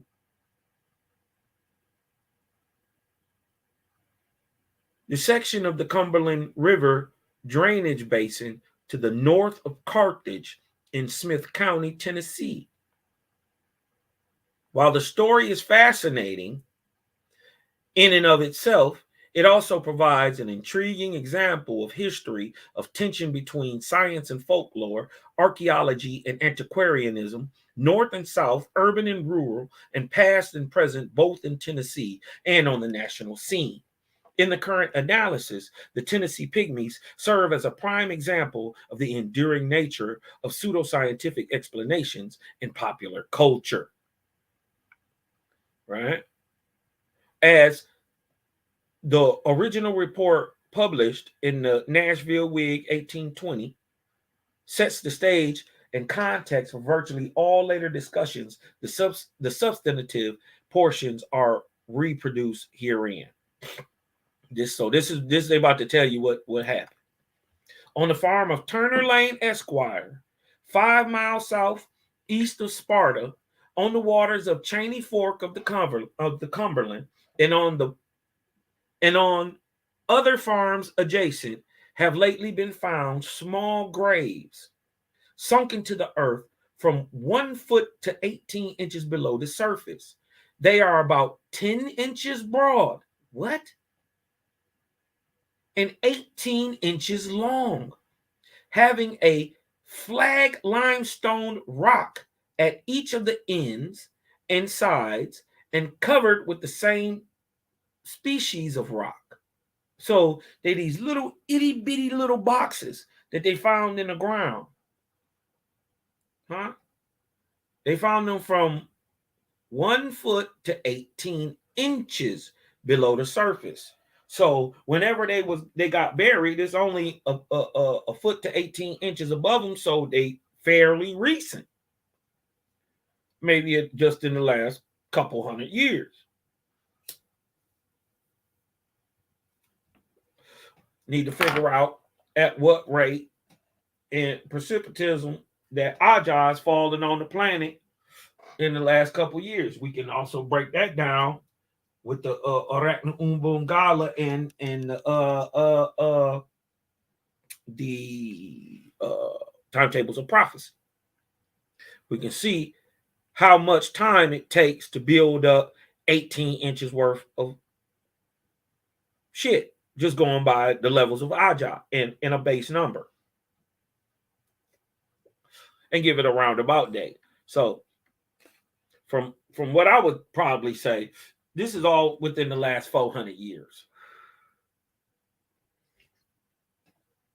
So when these little pygmies would have died, you know what I mean? Well, yeah, I'd say in the last 400 to 600 years, it's pretty much new. And they little, they're only 18 inches below the surface. They are about 10 inches broad and 18 inches long. That's not my feet. I wear a size 12, 13 shoe. This is how little these people is. What I'm telling you is many of them don't even come to your knee.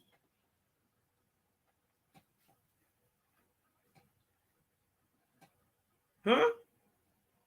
Having a flag a limestone rock at each of the ends and sides and covered with the same species of rock.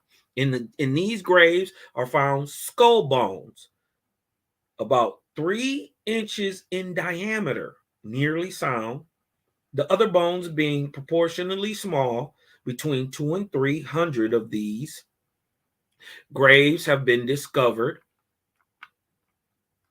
In every tomb yet opened was found a small black earthen pot, about 1 pint in capacity, containing a small conch shell. A conch shell, for anybody who doesn't know, is it's a sea snail, but it's in a shell. And many times you go to the islands and you see the people blowing in those big shells, those they blowing them shells. Those are conches. And conch shells comes from the Caribbean, and they got conch out in Hawaii too, but I know conch from the Caribbean here. You dig what I'm talking about? It said it was containing a small conch shell, undecayed, of a gray color on the exterior and red within, and as transparent as this species of shell is usually found.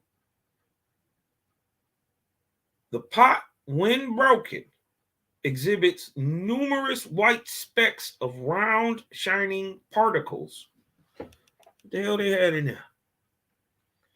At Mr. Anderson's, 2.5 miles in a southwesterly direction, and from the farm of Mr. Lane, were found other skeletons of the same dimensions in tombs constructed upon the same plan and of similar materials.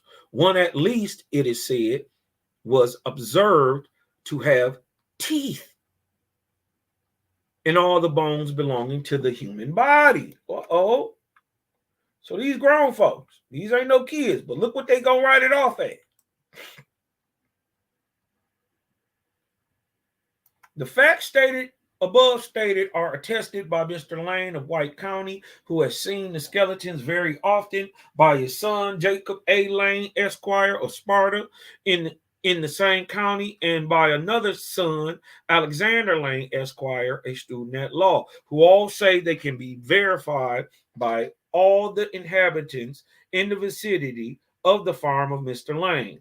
Mr. Lane, the father, who is a man of observation, gives it as his decided opinion that these are the skeletons of adult persons.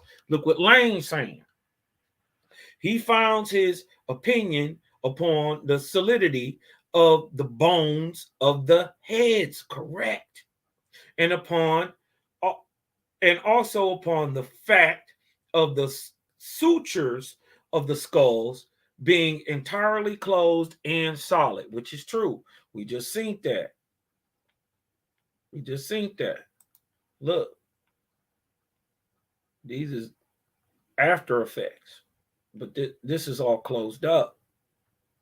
Look at that. You see what I'm saying?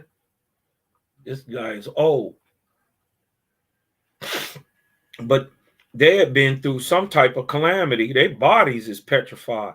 Bones usually don't even live that long, last this long, unless they in some type of environment where they was petrified. So that means you got hit with heat, you got covered and petrified.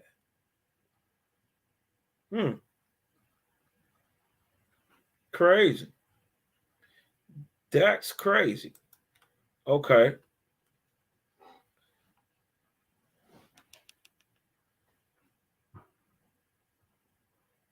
The trees growing where they were found are as great in age as any in the surrounding forest. The small graves at Mr. Lane's are arranged, but at Mr. Anderson's there is a large burying ground full of them, without any order as to position. That the bones are human, Mr. Lane thinks there can be no doubt, and that they are not the bones of children, he thinks unquestionable. You see how dog writing it, he already questioning him. You dig what I'm talking about? The rocks which enclose them are thin blue limestone and not that of the neighborhood originally. All the limestone in the vicinity, all the limestone in the vicinity being of a gray color. So what? So the limestone that the little graves are made of is not of the local limestone. How do they know? One is blue and one is gray. Here is a mystery that baffles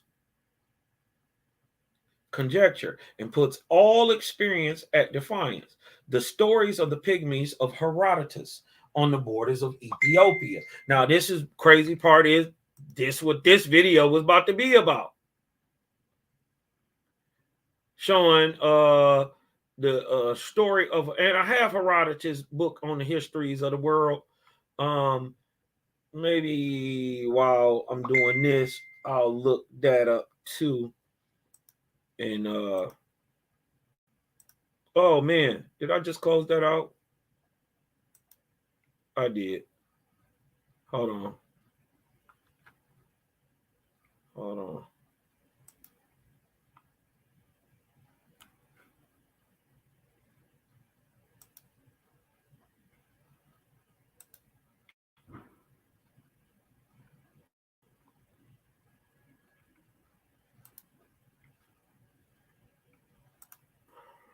Let me go back real quick.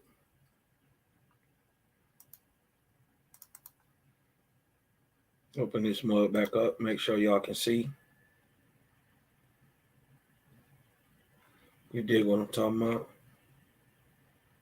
Make sure everybody can see real quick.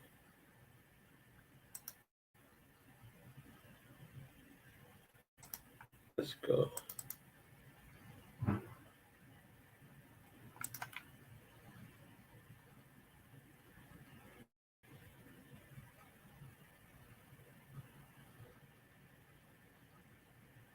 All right.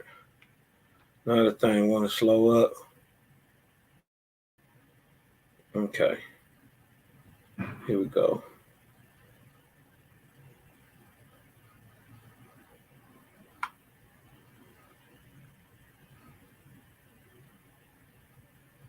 All right. Let me make sure everybody can see that. Shout out to the Creator Gang. Gang is in the house. You dig what I'm talking about? You bring them, we raise them, man. We showing these little people in America today. Number 46 of the Jehovah Chronicles. Let's go back. Let's go back. Let me see if I can blow it up a little bit for y'all. The rocks which enclose them are thin blue limestone and not of that neighborhood originally, all the limestone in the vicinity being of a gray color. Here is a mystery that baffles conjecture and puts all experience at defiance. The stories of the pygmies of Herodotus on the borders of Ethiopia and the Red Sea, and those of Homer in India have always been treated as fables, which in the days of those men entered into most of their written compositions. At this day, we must outstrip credulity itself to believe in the real existence of pygmy men. How could a nation of pygmy men not exceeding 18 inches in stature, that's a foot and a half,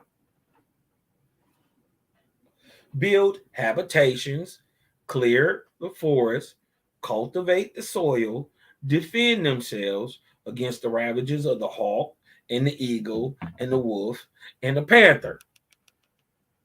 Huh? Didn't we just show how? Because taught man how the wasp be called.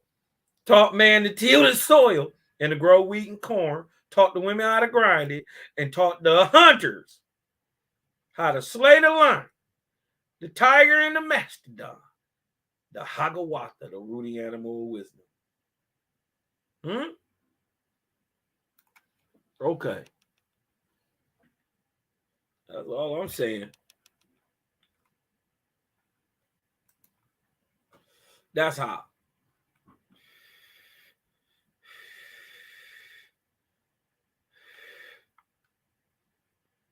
And don't forget that there were Ahuans who protected the little people. You dig what I'm talking about? They kicked a lot of that ass.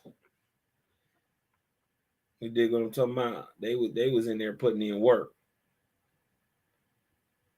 Shout out to all my iron leaning Ahuans today, my Angui Gons.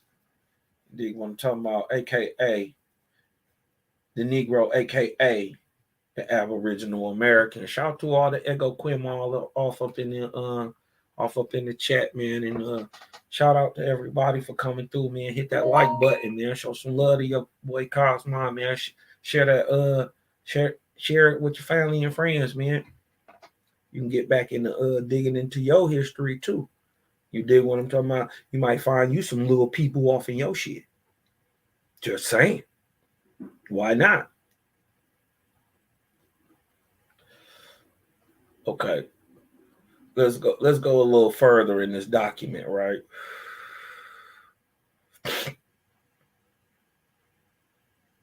Okay. Or we can go right here. We can go right here. They sending this stuff off, right? Because they want the so-called scientists of the day. You dig what I'm talking about? To give their thoughts on it, you know what I mean, and to certify it, make show that it was real.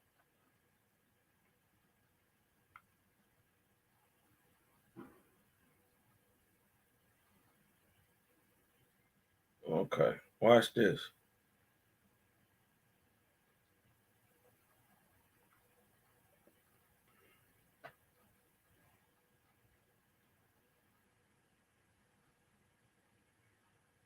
Okay, we'll just start right here. My neighbors are all apprised of my anxiety to obtain full and incontestable proof of the existence of a race of small beings of the human species who once inhabited this part of the globe. If at any time to come we should any of us fully succeed in obtaining a perfect skeleton, especially a skull of the usual size, it will be carefully attended to and forwarded. This is per the Tennessee Historical, the blah, blah, blah, blah, blah. In a later letter, he concluded, I shall now close my narrative. This country was inhabited. Look, this is what the scientists say. This is Lane, right? This is Turner Lane. This is what he's saying. I shall now close my narrative. This country was inhabited by a race of pygmy men whose height did not exceed 2 feet 10 inches or possibly 3 feet. This is per the Tennessee Historical Society, Office Files, 1970 to 1985, THS 45, blah, blah, blah, blah, blah, blah, blah. Dr. John Overton, a member of the society, examined the bones and artifacts in package 1, right? While reluctant to draw the final conclusion from the single skull with an artificially flattened occipital area. The flatheads. Was the irons flattening their head too? I'm just saying. Because they saying the occipital area. It's around your eyes and your forehead and shit. Was artificially flattened. Or that's at least what he's saying. Overton reported to the Tennessee Antiquarian Society that contents appeared to be the cranium of an adult human being of ordinary stature. Within weeks, the Nashville Whig article had been republished under the headline of Tennessee Antiquities, July 25th of 1820, the most prominent Washington, D.C. newspaper of the day. By October, versions were published in the American Masonic Register and Ladies and Gentlemen's Magazine. That same month, while the White County Pygmies crossed the Atlantic with reprinting of the article in the Kaleidoscope or Literary and Scientific Mirror, a newspaper distributed weekly in England, October 1820. Right? The account of Turner Lane, along with that of other locals, subsequently formed the basis of Judge John Haywood's extensive account from 1823 of a race of Tennessee pygmies in his first book on Tennessee history. And this is what he's saying. This is Judge John Haywood. This is what he's saying. A number of small skeletons were discovered a few miles from Sparta, Tennessee, in White County. Now, mind you, this is 1823. This 3 years later. The graves were about 2 feet in length, 14 inches broad, and 16 inches deep. These extend promiscuously throughout the farm of Mr. Lane and in a large and closely connected burying ground in the vicinity. There were others of the same description 4 miles south of Sparta, and it is said that hundreds of them might be found throughout the locality. From the great numbers of small graves found there, Mr. Lane, all of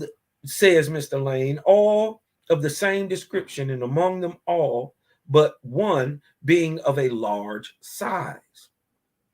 It seems to indicate that there was in ancient times a race of people whose height was from 2 feet 10 inches to 3 feet.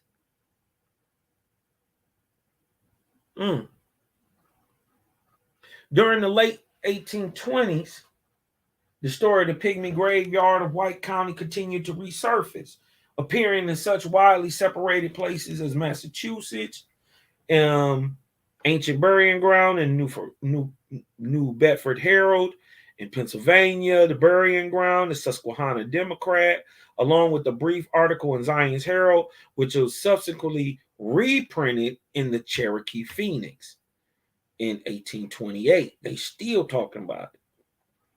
Due to the widespread coverage, so it did go viral.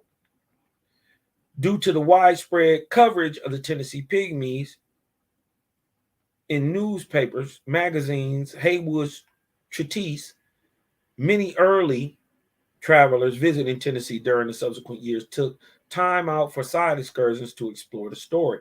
For example, in December 1829, J.W. Post, whilst on the road from Nashville, was induced to spend several days in the neighborhood of Sparta to gratify the curiosity that had been raised in me to obtain some evidence of former existence of those extraordinary beings. J.W. Post from Post Serial and all that. I don't want to get all off into that.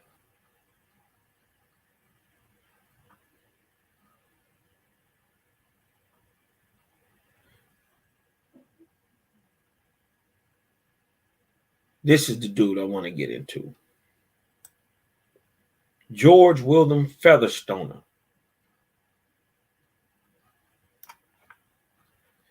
1780 to 1866.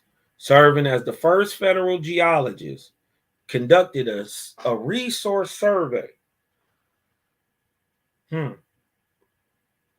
resource survey of Tennessee, which fell into the region then referred to as the Western Country, Berkeley, 1988. Featherstoner eventually published an account of his travels as Excursion Through the Slave States, writing, I had heard of Indian graves of a peculiar kind that were found near Sparta and was desirous of inspecting them. So he didn't even hear that they was just little people, but he knew one thing about them, that these little peoples was Indian. Interesting. Featherstoner visited several local farms that had produced small graves, including those creating the initial stir. Mr. Lane and his friends were now convinced, as they still are, that they had discovered an ancient race of pygmies that had been buried in this valley before the existing forest had grown up. They pronounced the skulls and bones to have belonged to not children of the ordinary Indian race, but to adults of a pygmy race. A book was next written about it, and it became one of the wonders of the Western Country. This is Featherstoner, 1488. After opening one of the graves himself and examining other available remains, Featherstoner satisfied himself that they were not the remains of pygmies, but rather bundled secondary burials of normal-sized adults. As a scientist, he could not resist trying to make the case for an alternative interpretation with little success. Before we parted with Mr. Doyle, I essayed to undeceive him about the pygmy race, because he think he right. He think it wasn't no pygmy race. He want to say, oh, these is just grown-ass little people. And these ain't little people. These are just babies. And told him it was the custom with a great many tribes of Western Indians to expose their adult dead upon scaffolds. What he's saying is correct, but it don't shrink the bone. It may aid in the meat falling off the bone. You dig what I'm talking about? But it don't shrink the bone. And then they go repack these people. But you couldn't even put a whole person in a 2-foot. These is little itty bitty people. They folding into these little 18-inch long graves. So even if you did tear the meat off of them, it's just still a little thing that gotta fit up in a little itty bitty. That's as big as your laptop. That's a little bit bigger than your laptop. Think about it.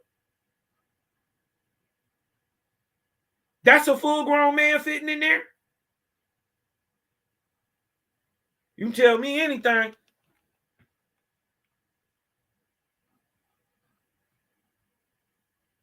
And told him it was custom of the great many tribes of the Western Indians to expose their adult dead upon scaffolds, and when all the soft parts had wasted away, the bones of the skeleton were put into very short graves. But actually, they were not put in the graves. They actually put on sides of hills that still exist today. And many of these people have been petrified and turned into mummies. How? See, that's what they're not willing to explain. That if he would consider the size of the oldest skulls he had found, he would see that they all belong to individuals with large heads as our own, which could have both been inconvenient and unnecessary to a pygmy race. But Mr. Doyle was not pleased to have his wonder taken to pieces in this way, and fought for his pygmies with all the pertinency of an inventor of genera and species for shells. He dissing him. I regretted my indiscretion and was determined henceforth to be as careful about interfering betwixt a man and his pygmies as I would between a man and his wife. So he's saying I'm gonna shut up and not say nothing because I can't get these niggas to believe nothing, no way.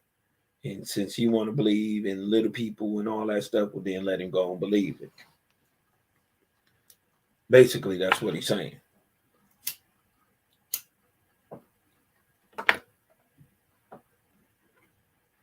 The coffins are from 18 to 24 inches in length, by 18 inches deep, and by 15 inches wide. They are made of 6 pieces of undressed sandstone or limestone, in which the bodies are placed with their shoulders and head elevated against the eastern end. Oh, they burying them towards the east. Huh? And the knees raised towards the face, so as to put the corpse in a reclined or sitting posture. The right arm rested on the earthen pot of about 2 pints in capacity, without legs, but with lateral projections for being lifted. With these pots in some graves are found basins and trays, also of pipe clay and comminuted shells mixed. Comminuted. Some type of shell mixed in there, a couple shells. And no one of these repositories without cooking utensils. In one of these graves was found a complete skull and os femoris, but most of the other bones were broken in hastily removing them. This is said to be the largest skeleton ever found at any of these burying grounds. It has the cranium very flat and broad, with very projecting front teeth, and appears to have pertained to an individual not over 12 or 14 years of age. And they say a generation was 12 years. Also, hold on 1 second. That remind me of something. Let me see something real quick. Let me go look at this real quick.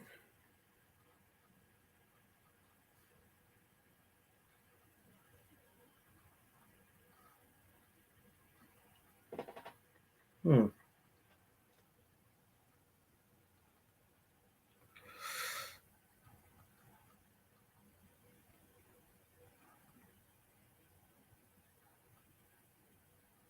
Hmm.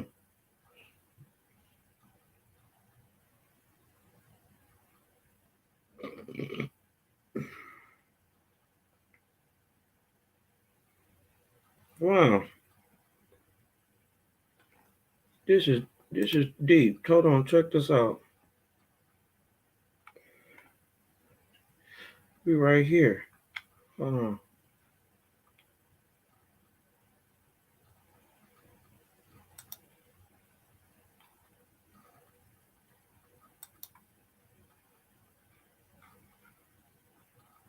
Watch this.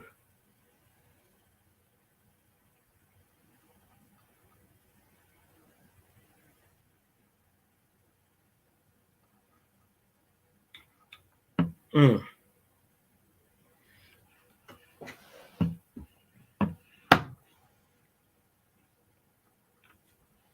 This is the first book of God, chapter 11.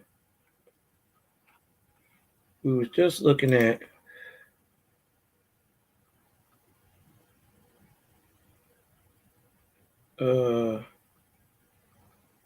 right here.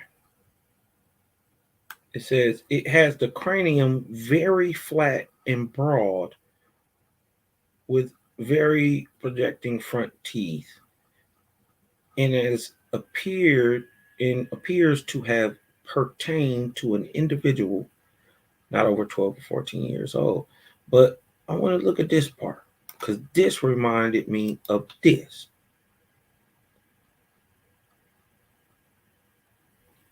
Men and women of learning dwelt in the Sun Kingdom, and they have tablets. They had tablets and books and maps relating to heaven and the earth, and all were kept in the library.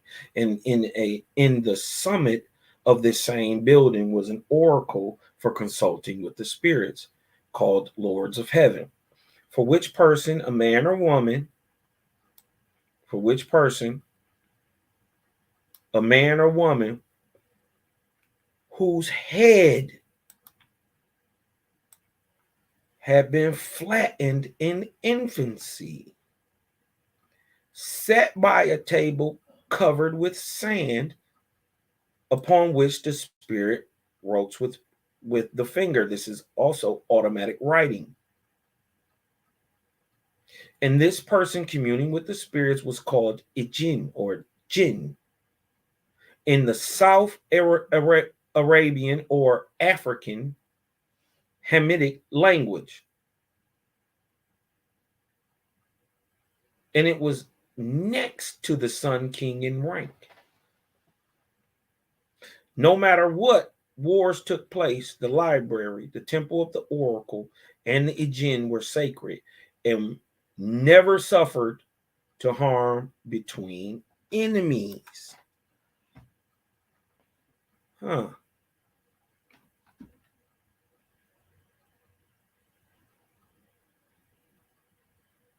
Huh.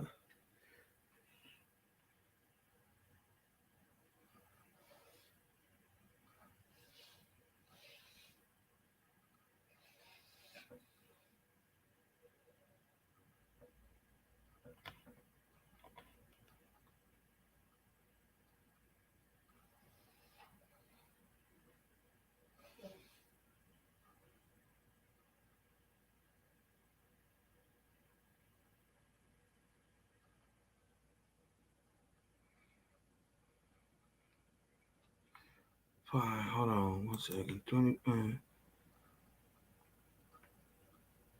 13.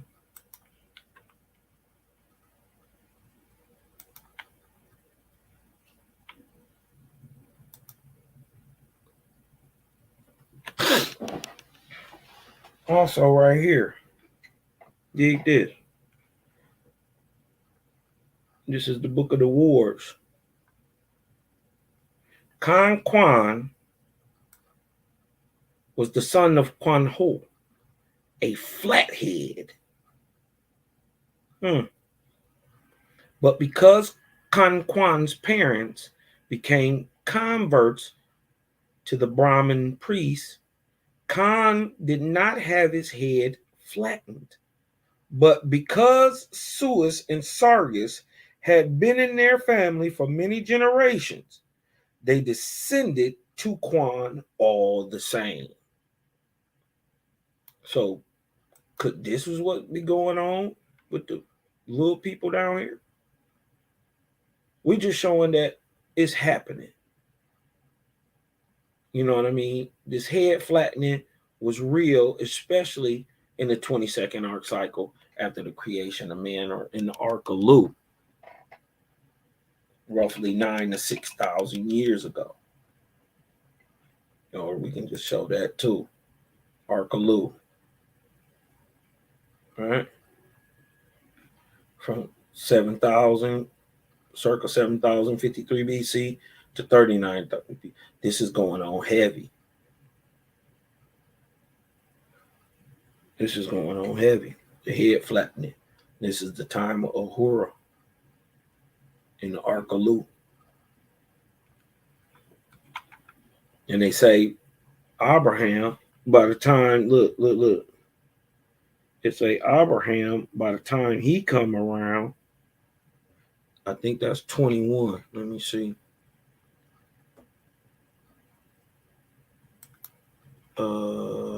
I think that's 21. Chapter 21. Let's get to it. Sharp with this motherfucker, okay? Look.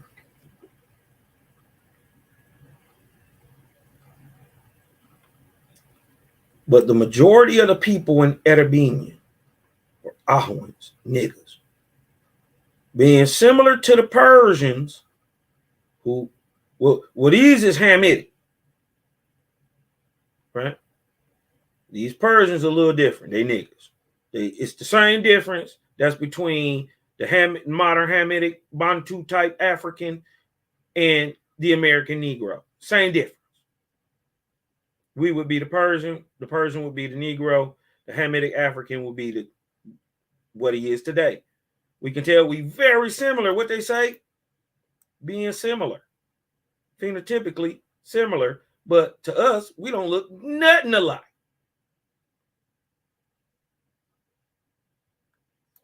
Huh? Being similar in color, size, and figure. But we don't look alike. That's just because we come from similar stock. From who? They were the offspring of the Ions and the Brown earth borrowers, the Huda, the Judah, the Udas, the Judah. This is where you get your tribe from. What? From whom they inherited corporeal greatness.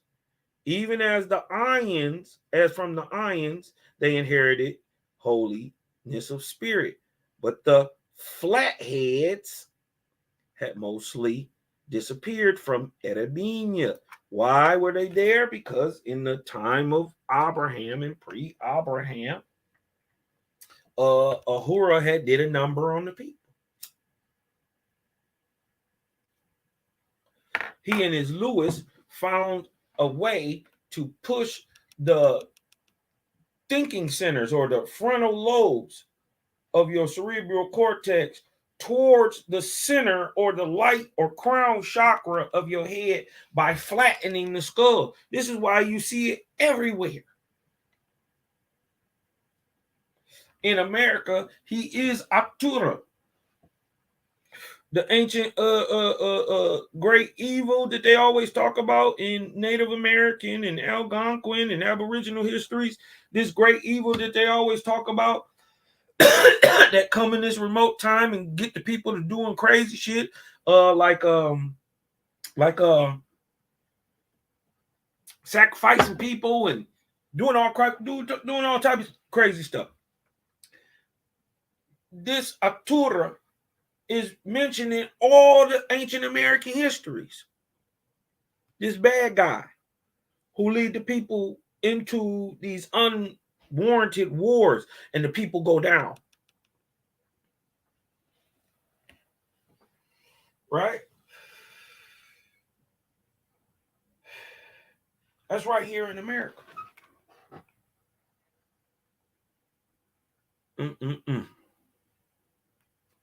Now look at this here. Now these about some of the big people. These not the little niggas, but showing them what's going on.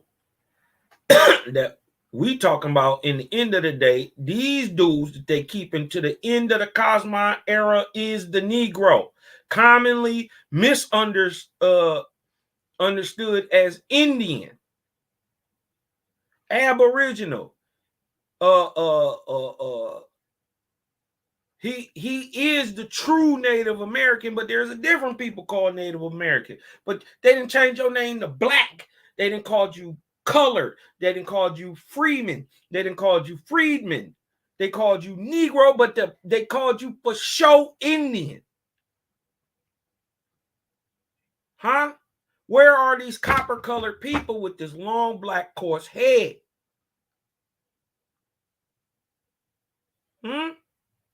In America. I'm here to tell you it's only one. He the so-called Negro of America, the Angui, the upright standing man. These then were the people over whom Darius, named Lord God, had set his billion to subdue for his own glory. And so it came to pass that Jehovah spoke in Creation by saying, the time shall come when angels and mortals shall know in truth that the Lord God is a false God, and that's today. And a vain, glorious usurper. For I will leave one race of niggas on the earth.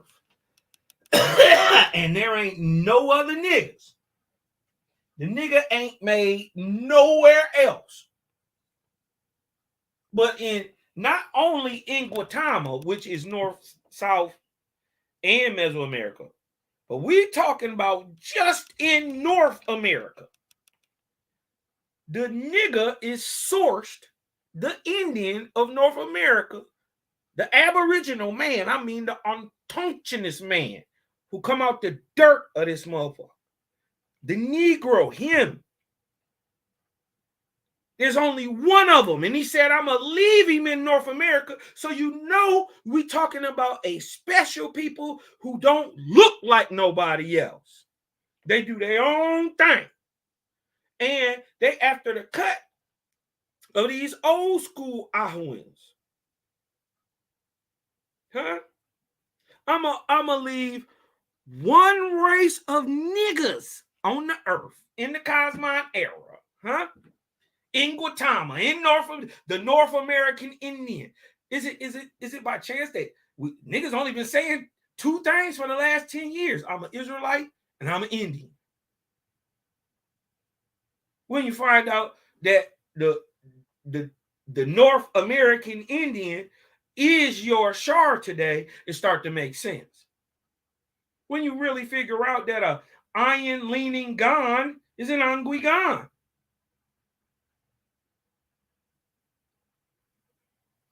That's the nigga modern man. That's it. No trick.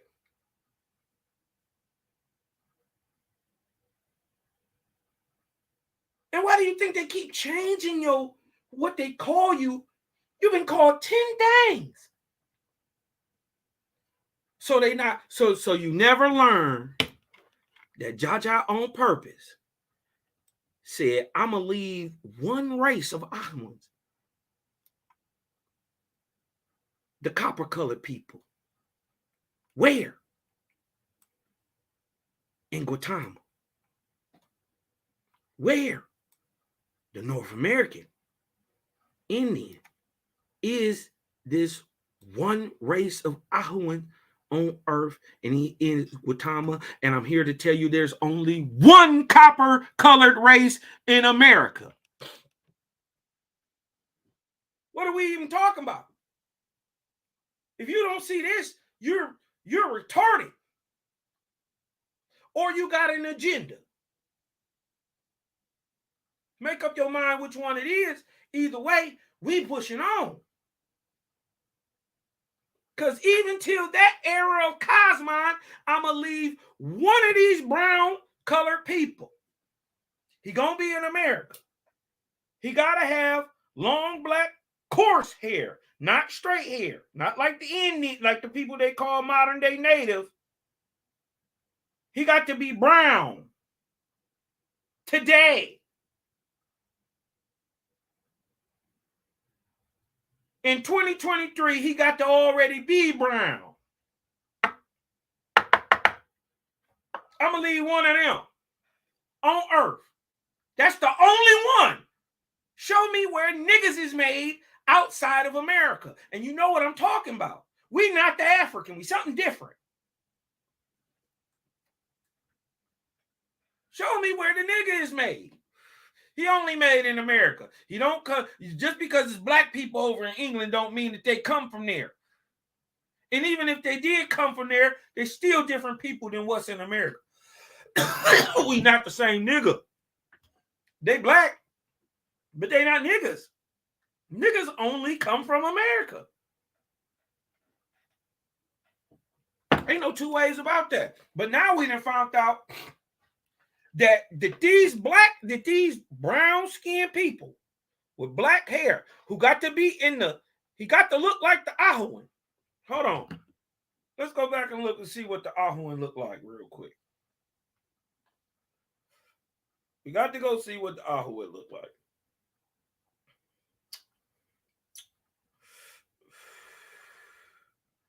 Man, I'm blowing on some of this power pack. This shit is serious. Blowing on some of this Mac OG. Mix a little bit of Sunshine number 4 in there, man. This thing is wait. Right? And even until the era of Cosmon. Right? We talking about the Ark of Spita. God said, I'm going to leave one nigga. You dig what I'm talking about? Arabenia. Hold on.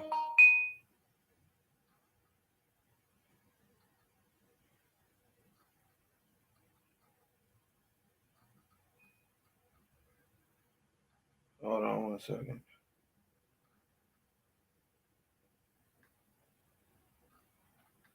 Let me look this shit up real quick. While I'm at it, let me get back in this thing. Run the biz.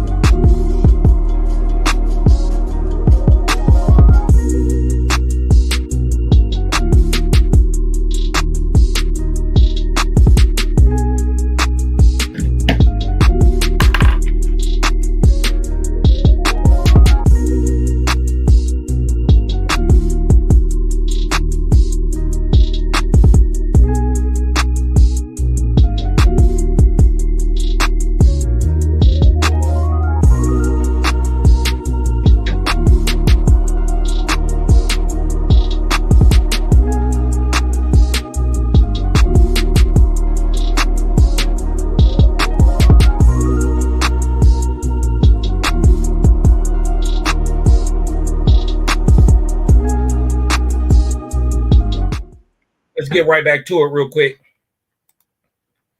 Look, chapter 21, Book of the Wars. Now we're going to show what these Ahuans look like, right? These large people, right? Because where you find the Ahuan, the great builders, right? You find the little people on the outskirts. So we want to show what these people look like to show in the Cosmine era, this one Ahuan that's left is the Negro. So we got to find a person who looked like this. Thus lay the three great countries, right? Arabia, Ham, or Africa, which includes the Middle East from the Zagros Mountains west. So that's the from Babylon to Timbuktu, from Middle East and continental Africa. This is Ham. Persia, which is now the Stanic states, all the way shit. It would have really been part of Russia. From Russia all the way down to the Harappian Society or the Stanic states, that would have been and India would have been Persia. But just now would be starting basically from the Zagros Mountains to the Himalaya Mountains. The Zagros in the west, Himalayas in the east. That land that lays in between there, which we call the Stanic states, the Iran, the Pakistan, the Uzbekistan, the Kazakhstan, all that stuff, those are ancient Persia. And Hellas, which they say start in Turkey and is the land in between Shem and Europe, or what we would call the Mediterranean and Turkey up into Romania and Germany, all that. That would be Hellas. Okay, so we're talking about everything pretty much west of the Himalayas, right?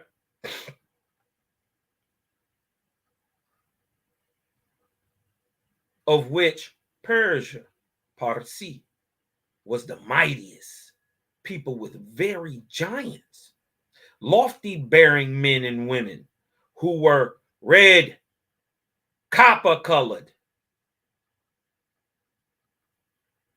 with an abundance of long black hair, high in the nose and the cheekbones, with determined jaws and eyes to charm and command, mostly full-blooded Ahuans, half-breeds between the irons and the burrows in the ground.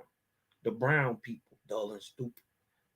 Again, these are generalizations, being the modes of certain peoples from distant past, and much commingling has happened since then, even as now. The Persians were a proud race built up by comeliness by Apollo, right?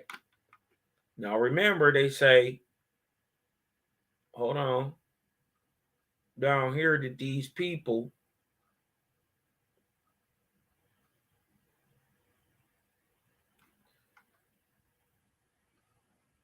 that the majority of them was Ahuans, being similar to the Persian. So these is Ahuans. So we know what we looking for. We looking for a nigga in America. Guess what? It's only one. It's only one that come from here. They don't come from nowhere else.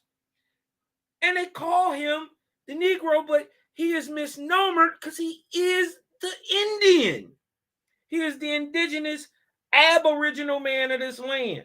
Them people, because see, they showed, I wish the video would have been able to play. They showed that the video that they knew that the people came over here from the Bering Straits who were Mongoloidal, who they know today as the Native Americans. But they found out that they found the people 10,000 plus years before that here, already Negroidal. Huh? They don't know it go back even further. It go back another 1,000 years. Huh? But right on time for what Owaspy is saying is going to be there.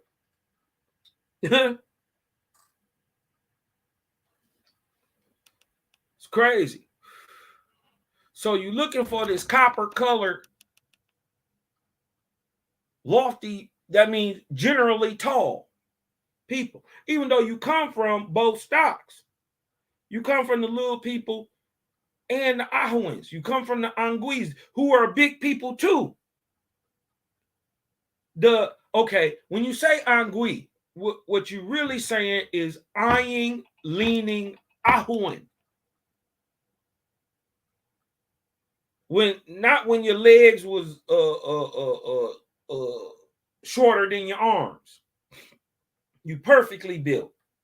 This is when you start going into what they call Homo sapiens sapiens. All this shit happened right around the same time. 16 right here in the Arkarupta under Apollo. Right? The Orion chief, what does he do?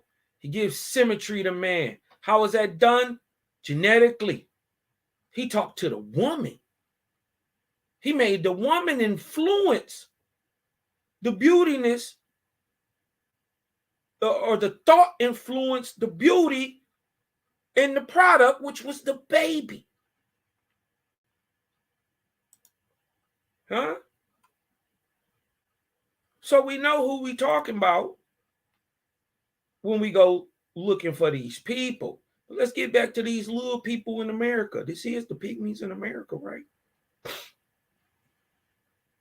They have general burying festivals when they collect bones thus preserved, which are then buried, and thence, in my opinion, these numerous small graves, which are attributed, but I believe erroneously, to pygmies. He don't believe it. I have opened a number of these small graves and have found them filled with a parcel of molded bones, which, judging from some fragments I have seen, belong to common-sized men. In one of them, I found amongst these molded bones 2 occipital bones. Of course, it was a mere mixture of bones belonging to more than one body. Okay. Let's go off into this a little bit.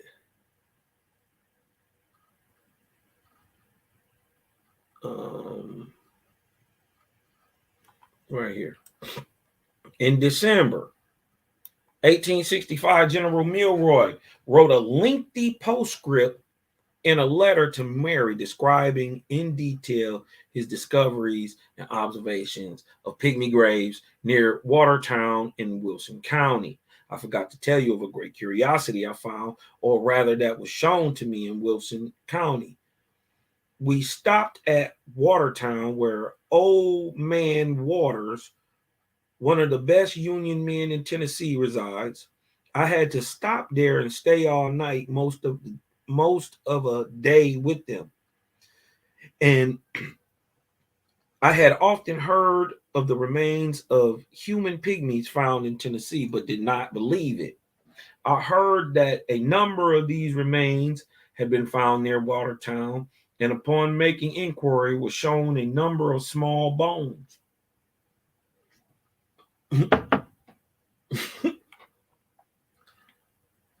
About the size of chicken bones, but much decayed.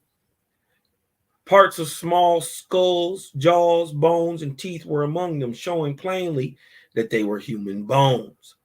Then I asked to see the graves or place where these bones were obtained, and was shown an old field that had been wasted away very much, uncovering the tops of several such stone boxes or sarcophagi, made by digging a square oblong hole in the ground and laying the flat stone in the bottom, setting up thin flat stones at the sides, ends, and laying one over the top. I measured the insides of 10 of these boxes, and they measured lengthwise from 13 to 16 inches. One was 2 feet, and they measured lengthwise from 13 to 16 inches. That's my shoe size.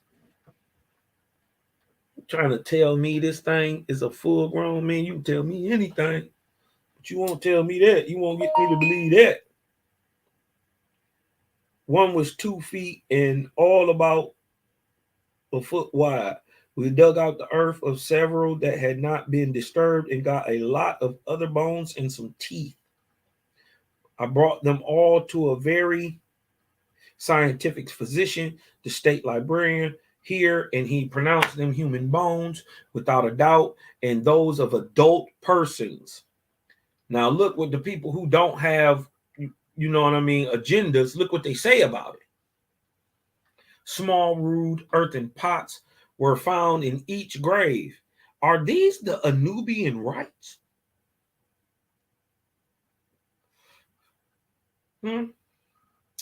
Are these processes of the Anubian rites? Because we see the Anubian rites practiced in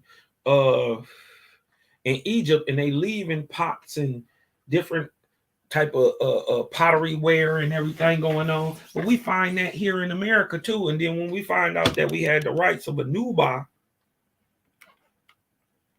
here, that changed the game up. You dig what I'm talking about?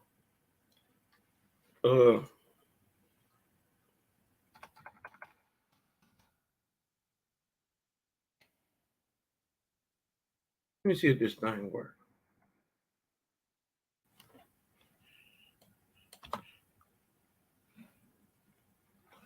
It don't.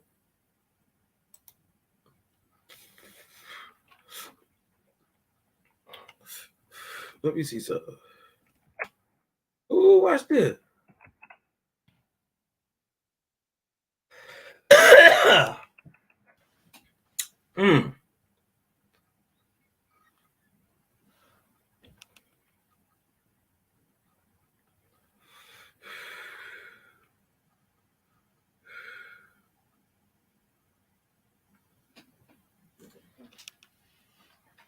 Let me see something. I got an idea.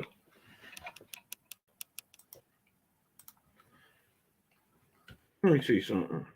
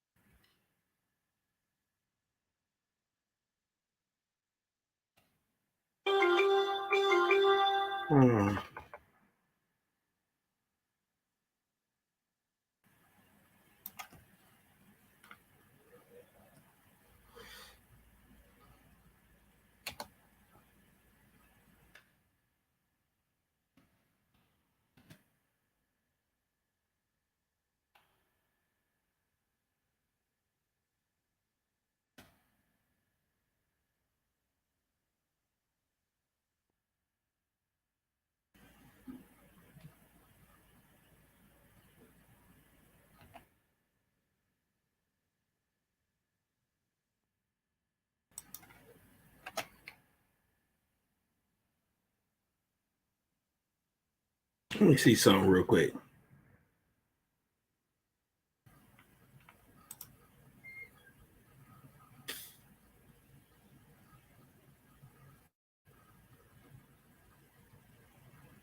Now, don't get confused. These ain't our people.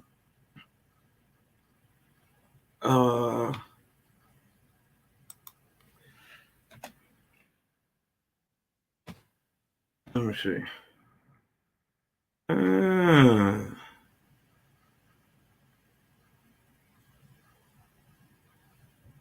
Let me see.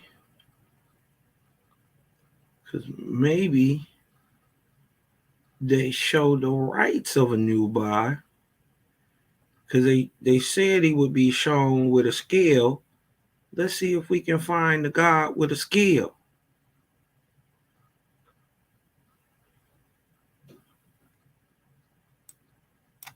Let me see. Indigenous American God who carries a scale.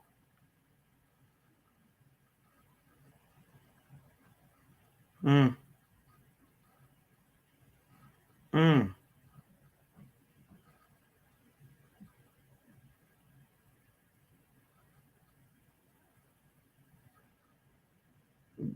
Oh shit, the white gods.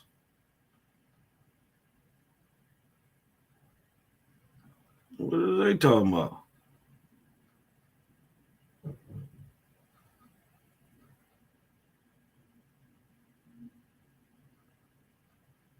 A Potemkin. When they get to talking about this all crazy, super anthropomorphic type, you dig what I'm talking about? You can tell that they got the story secondhand.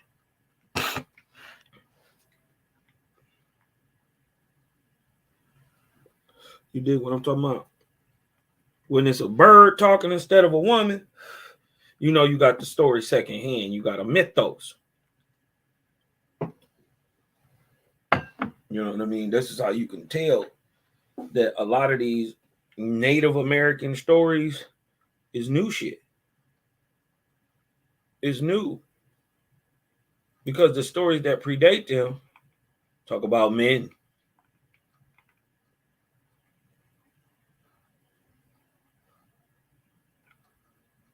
You know what I mean? The gods of the Americas. Let me see.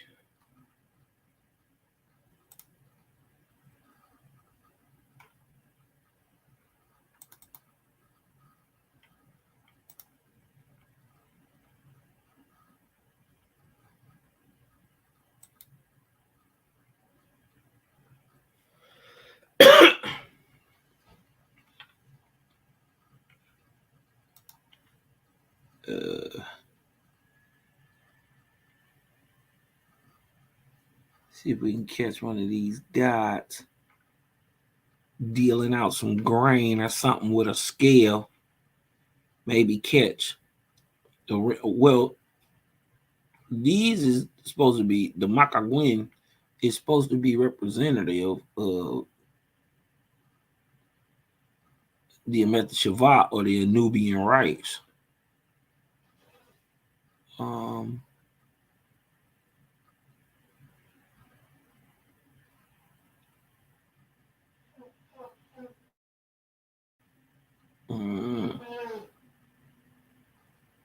That's dope.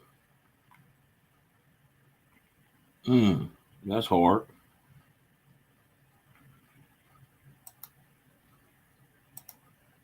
Okay. Let's get back to it, man. I'm going to go ahead and close it out in a little bit. One was 2 feet and all about a foot wide. We dug the earth of several that had not been disturbed. Hold on, blah, blah, blah, blah, blah. I learned that there was another place 9 miles off where acres of these pygmy graves have been discovered. And then near the mouth of the Stone Rivers on the Cumberland River, some 7 miles above this place, another still larger collection of these pygmy graves has been discovered. The stones composing all these little sarcophagi are rude, thin limestone slabs picked up without any dressing. I think that these things prove that a race of human pygmies has at one time, thousands of years ago, existed on the continent and is a great curiosity. The papers of this place have noticed our discovery, and you may see some mention of it. This is Major General Robert H. Milroy from Nashville to his wife Mary, December 3rd, 1865. Damn, this is at the end of the world. Robert H. Milroy Collection, Jasper County Public Library, Rensselaer, Indiana.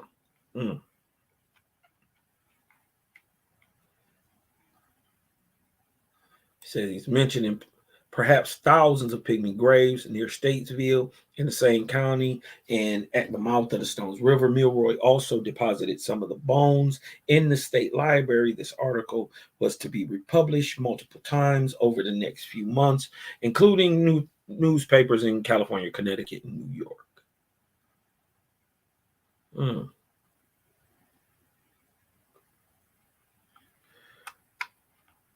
Some few days since, we read in two of our city papers editorial pieces of discoveries made by General Milroy and other gentlemen of the graves and skeletons of an extinct race of human dwarfs, Lilliputians. And if y'all know the story of Gulliver's Travels, then you know the Lilliputians, Aborigines of Tennessee.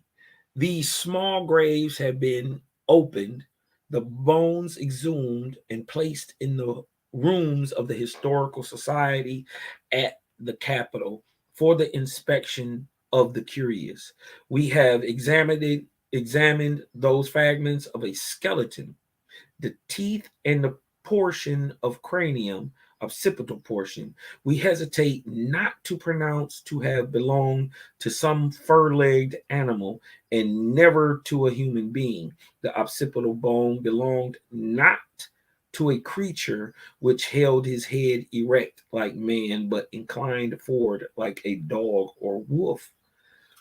The intensive the extensive ancient cemeteries in Middle Tennessee have notable peculiarity found not elsewhere that I know of, and it is this peculiarity which has led many persons to conclude hastily that the race of people buried there were of small stature, of from 2.5 to 3 or 3.5 feet in height. The fact to which I allude is that these burial places, the bones are deposited in tombs constructed of rude, undressed flat stones and are usually only the length we have indicated, and often, yet generally too narrow to admit the body of a man of ordinary size. Didn't we just say that? Even if you took all the meat off of him, you couldn't fit a regular nigga in there.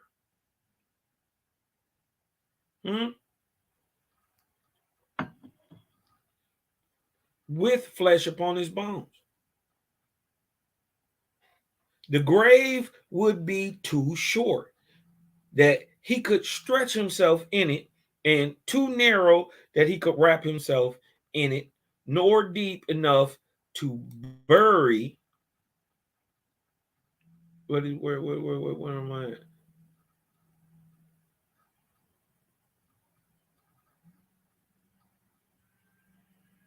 The grave would be too short that he could stretch himself in it, and too narrow that he could wrap himself in it, nor deep enough to bury the dead out of sight.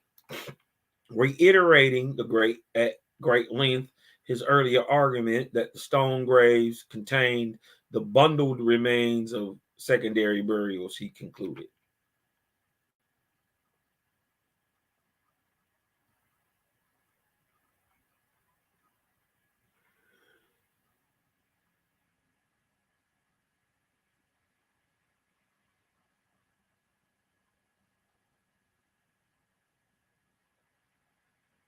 It sounds like he hating. Hold on.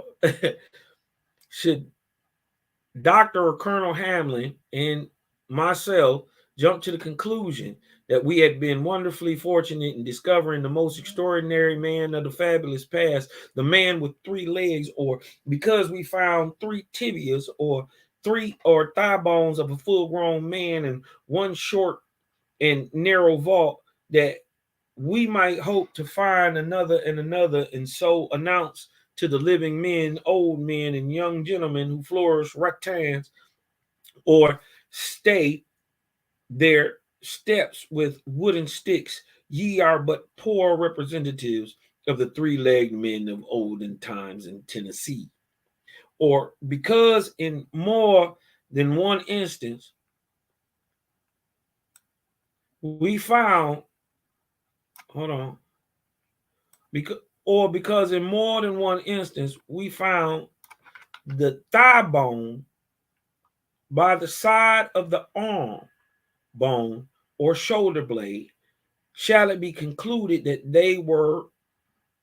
that here was lusus naturae, a human prodigy, a man with legs and arms joined to his body at one scapula on each side. That because I found one head in the midst of the ribs, shall anyone say this was a gourmand? Grace adu, a son tate dans son ventre, y se devos le mime, y commence bien good. This is sort swallow their own heads, real unmistakable anthropophagy, a terrapin man, a monster. So basically saying, because how he found the bones, like it was three tibia, like should he say he found the three-legged man? And that that it was in a sitting position, or that the thigh bones was found next to the arm bones, that they should be talking about this is some type of monster or something. You dig what I'm talking about? That's what he's saying. He's being facetious. The revival of the pygmy graveyard story now is doubtless, as in former instances, the hasty inference from surface indication and a disregard of the rules of science, the science of physiology and anatomy. We certainly hope that General Milroy and other gentlemen who are more or less influenced by certain indications. Yeah, that nigga play by certain indications. You dig what I'm talking about? Let's go down here. Now, see, this is where shit get deep. They start fucking with these niggas. Now, they've been in the mix since 1820. But now they start spreading out. And you know, when the Smithsonian, when the Smithsonian, and then this is when this start point, the ancient mound builder race. They knew what was up. They knew what was up. With the United States centennial celebration approaching in 1876, so that means it was 100 years old during Reconstruction. Damn. The widespread stories of Tennessee pygmies apparently began to concern the leadership of the Smithsonian Institution. What they worried about? What the Smithsonian worried about? No. You know, when they get involved in some shit start to missing. You dig what I'm talking about? Shit start to missing. Jaja say, oh, hold on, my bad. Jaja say,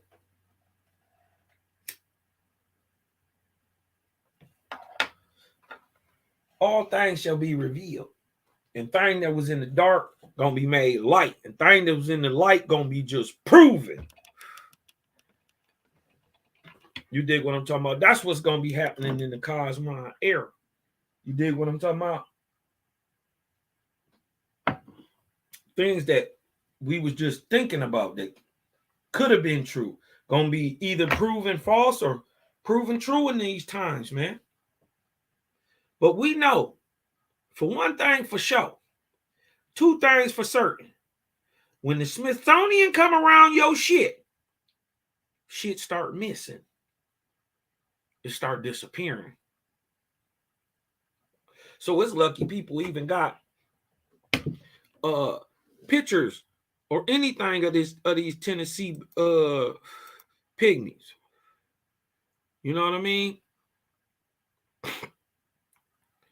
Look, let me see what they say. United States Centennial Celebration approaching in 1876, the widespread stories of the Tennessee pygmies apparently began to concern the leadership of the Smithsonian Institution. In conjunction with the Centennial, Philadelphia was to host the first major World's Fair and exposition in the United States. Intermingled with the host of stories about the nature and origins of the ancient mound builder race. How did they know that they was the mound builder race? I thought they found these people in the ground. How does Smithsonian know that these is the ancient mound builder race? They be just telling on themselves. They be just tell. How you know? Ain't nobody said nothing about no ancient mound builder race. Here comes the Smithsonian.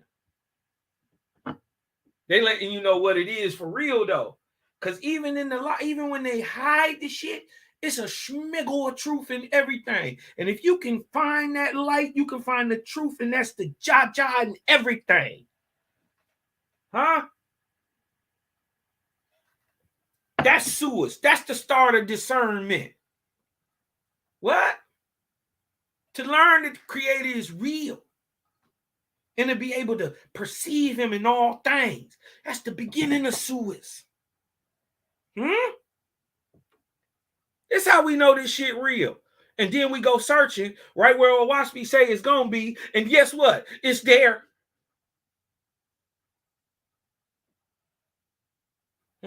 This is the Ofa. This is Tennessee. They found these people in no mound. They found them in burial grounds. But now they the ancient mound builder race. How they know? Because they got some more shit. And they done found some more of these little people everywhere. The Pygmies became a centerpiece of the Smithsonian Institute in Tennessee in 1874. This 7 years before Owaspy. Joseph Henry, first secretary of the Smithsonian Institute, wrote to a number of Tennessee citizens seeking their assistance in examining the Pygmy graveyard stones. During May 1875, Dr. William Martin Clark explored a series of cemeteries and mounds near his home in Franklin, Tennessee, with a $50 grant from the Smithsonian. They gave that boy $50. That must have been a lot of money in 1875. You dig what I'm talking about? Because 7 years later, they sell Owaspy for $7.50, and they say that was a whopping number at the time. You dig what I'm saying? So, during the first week of October 1875, Professor Henry also commissioned 3 Nashville men to visit Sparta to procure specimens of the skeletons of this departed race for exhibition in the collection at Washington. On Thursday, the 7th, beside the grave of which Haywood obtained a skeleton during his researches, were secured the bones of a pygmy. Ooh, they got one. This is per the Columbian, January 7, 1876. At the time, Henry received the first draft of Joseph Jones' monograph concerning the 1867-1868 explorations in Middle Tennessee, with the lengthy sections denouncing the Tennessee Pygmy story.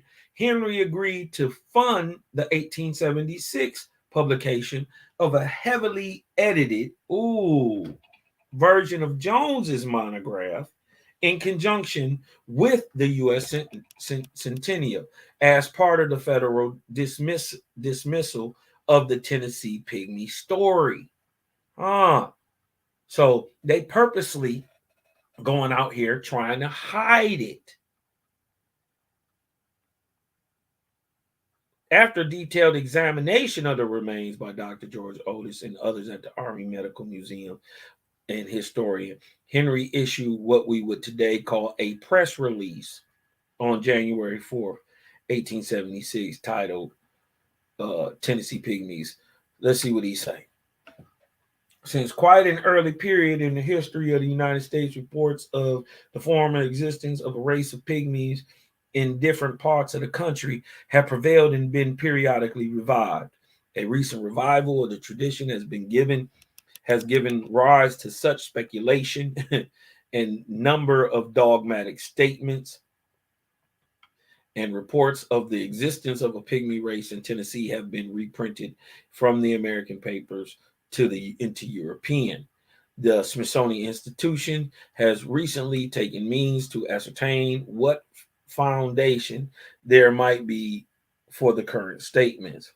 For this purpose, we dispatched a young man to a portion of the state of Tennessee. So they lying. Remember, he posted dude shit from 1868. He did, look what he did with the lengthy sections denouncing the Tennessee pygmy story, right? He got dog story denouncing it, right? And after a detailed examination of the reins, others medical,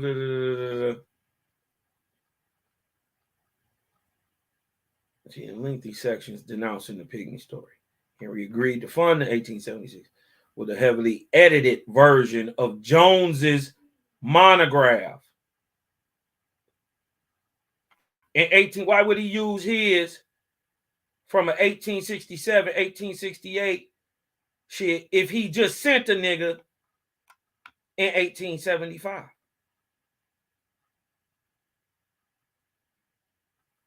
Dodge the hijack, y'all. You can tell the Smithsonian on some bullshit. He said, I just sent the nigga.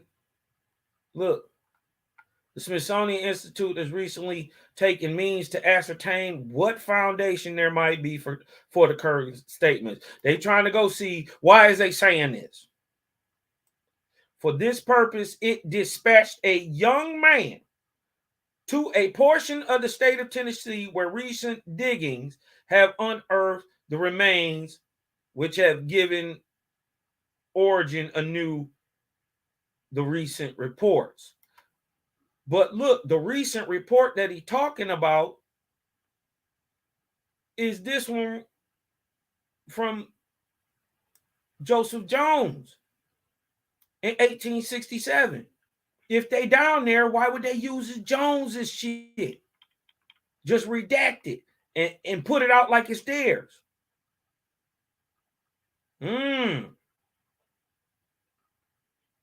former existence of the pygmies, or little folks, as they are called, is firmly believed in that place. Within the last 10 years, it was reported that at least 300 bodies have been plowed up in the county. Notwithstanding this fact, however, the agent sent for the purpose procured very few skeletal remains, all collected, not filling more than a small box. Not all filling more than a small box.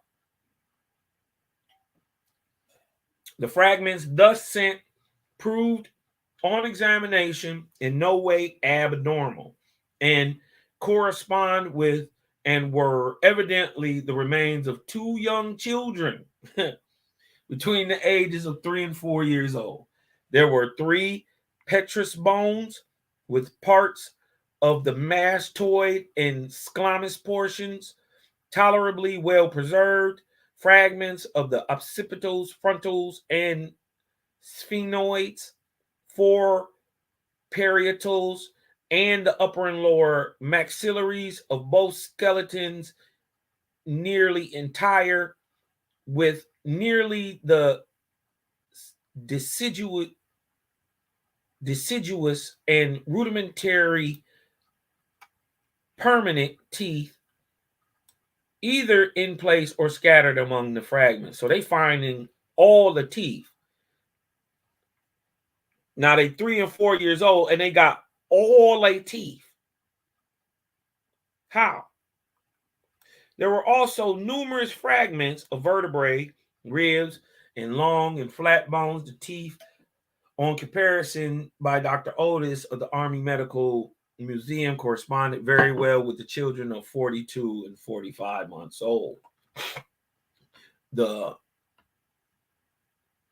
long bones of the upper and lower extremities also indicating a corresponding age. There was, in fact, nothing to suggest arrested or abnormal development with the human remains forwarded were 2 incisor teeth of the beaver, the coastal fragments of a turtle, some wrought pottery, and broken valves and unions. These suggest the ordinary Indian sepulchre. So they know these niggas was Indians, but they predate the people who they call Native Americans and the people who been, we got religified, we got warred, we got paper whooped, we got whitewashed out of our history. But it's all coming back. It's all good. There can, however, be no doubt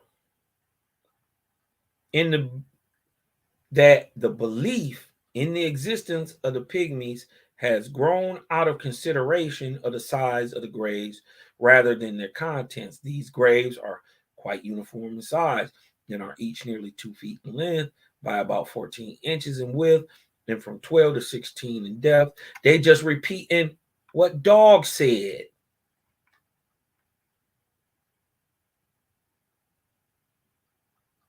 Huh? These were covered by slabs of rock, which graves of form, sandstone, blah, blah, blah, blah, blah, to be found in the bottom land, but to have been obtained from the tops of mountains. Whoa. So they figured out where they got the different slabs from. They come from the tops of the mountain. The graves generally are quite superficial. The covering slabs between often are not more than 4 or 5 inches below the surface of the ground. Their presence, however, is not indicated at the surface, and the graves are only detected by excavation. The farmer not infrequently runs across them with his plow on newly cultivated land, and on account of there being an obstruction, they have been mostly pulled down. Of the earliest, if not the earliest, notice of the existence of the pygmy graves in Tennessee may be found in John Haywood's Natural and Aboriginal History of Tennessee, which we read. Right? And reference is made therein to the same place in which recent excavations were made. Certain small tombs and skeletons in them, says Haywood's, having been discovered a few miles from Sparta in the county of White, and a publication having been made concerning them in the Nashville Whig of June 1820. Mr. Lane, from whom the information first came, was written to. All of his feelings were alive, and all his exertions were roused. The result was that excavations were made and several skeletons found. They keep finding them. Every time they go look, they keep finding them. The remains found were submitted to medical men at Nashville, and various opinions were entertained respecting the maturity or infancy of the small skeletons. But the prevailing opinion was, says the author, that the skeletons belonged to adult persons. Well, how are they fitting in these little votes? This may have been the case with regard to the others, but there can be no question of the immaturity of the fragments sent to the Smithsonian. Although the question was now answered to the satisfaction of the national and international scientific community, the myth of the ancient Tennessee pygmies will prove as resilient as that of the ancient race of mound builders. Now we done turn from Tennessee pygmies to the ancient race of mound builders. Now we're starting to see how it's lining up. That the little people are going to be recognized and are recognized as the oldest people in the world. Huh? Even the Khoisan are a little people, but we know the little people of Africa, the Mbuti and the Batwa, are older than the Khoisan. Huh? Khoisan is just a part of the Batwa. That's it. They're the Southern Twa. Huh? Then y'all know the Khoisan was little like like the Twa? Shh. Let's see what they say right here. Prehistoric America must have been an exceedingly curious and interesting country. Its forests were filled with mastodons, megatheriums, and other large and lively beasts, any one of which thought nothing of scratching himself on the sharp pinnacles of a convenient Gothic church. What? And so toppling it over on its scores of helpless pew holders. In the Mississippi Valley, the industrious mound builders were constantly throwing up gigantic molehills. Huh? What?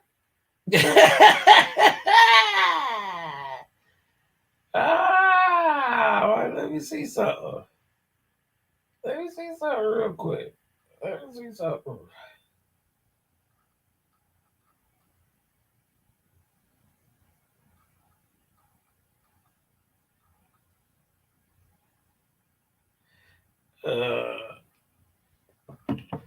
Let's go to the first book of the first Lord.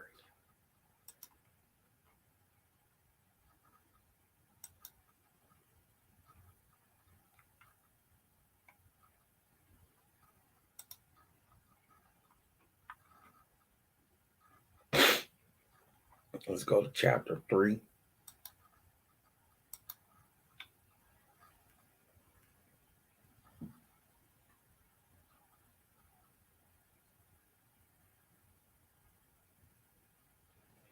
And let's go right here.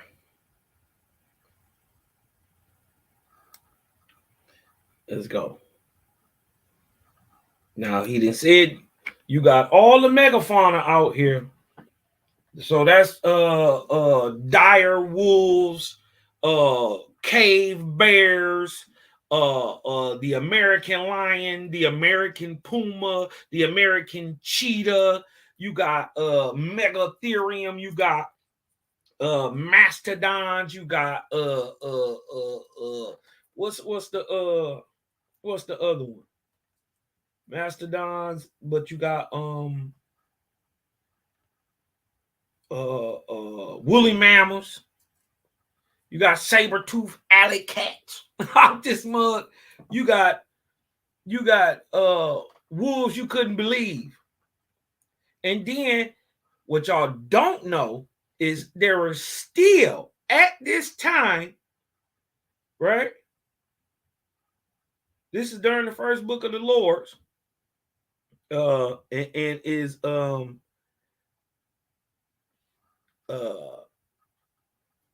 synonymous with certainties, right? So this is some 70,000 years ago, right? God gave commandments to man so that the earth would be a place of rejoicing forever in these commandments of the Lord God given in that day. You shall strive to remember your Lord with all your heart and with all your soul. You shall not kill man, beast, bird, or creeping thing, for they are the Lord's. You shall build up walls around your cities so that beasts and serpents, so it's dinosaurs out here too, may not enter and do you harm. And if your habitation is in the wilderness, you shall build mounds.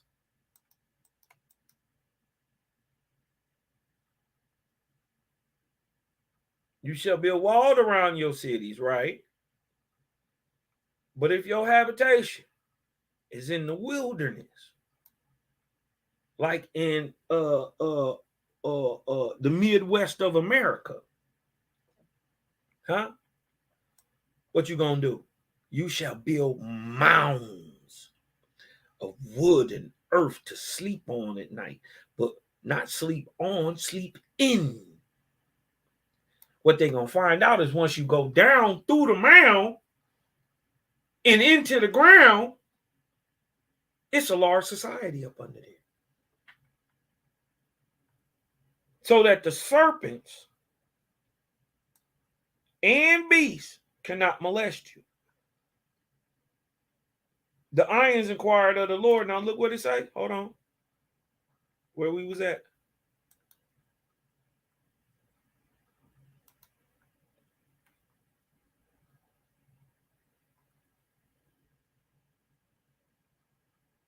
The industrious mound builders were constantly throwing up gigantic molehills and planting them with earthen pots and copper hatchets, in vain expectation that the seed thus sown would yield enormous crops of kitchenwares and copper carpenter tools.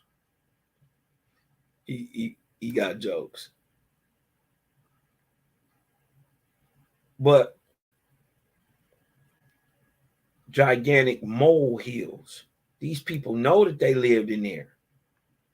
The giants to whom the bones recently discovered in Kentucky cave are said to have strode lawfully along the turnpikes, kicking the Indians and the mound builders contemptuously out of the way. And finally, in Tennessee, a race of pygmies was continually holding political meetings and resolving that mastodons, mound builders, and giants should be promptly abolished, and that the size of the inhabitants of the country should be made and kept commiserate with its commercial necessities. He funny. It is rather odd that the existence of the Tennessee pygmies of prehistoric America was until recently never suspected. The name of the mastodon has long been familiar to the person who is in the least degree addicted to fossils. His remains in the shape of, but even though you can't explain this name for being the same in China, you can't explain it being the same in India,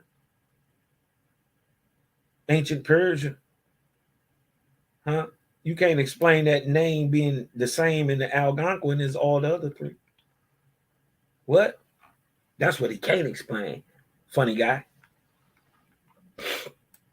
His remains in the shape of a plaster of Paris skeleton with the artist's name stamped on the forehead are exhibited in every respectable museum and inspire the youth of America with bitter regret that an animal so beautifully adapted for experiments with red pepper lozenges has gone where the small boy ceases to trouble and the nomadic circus is at rest.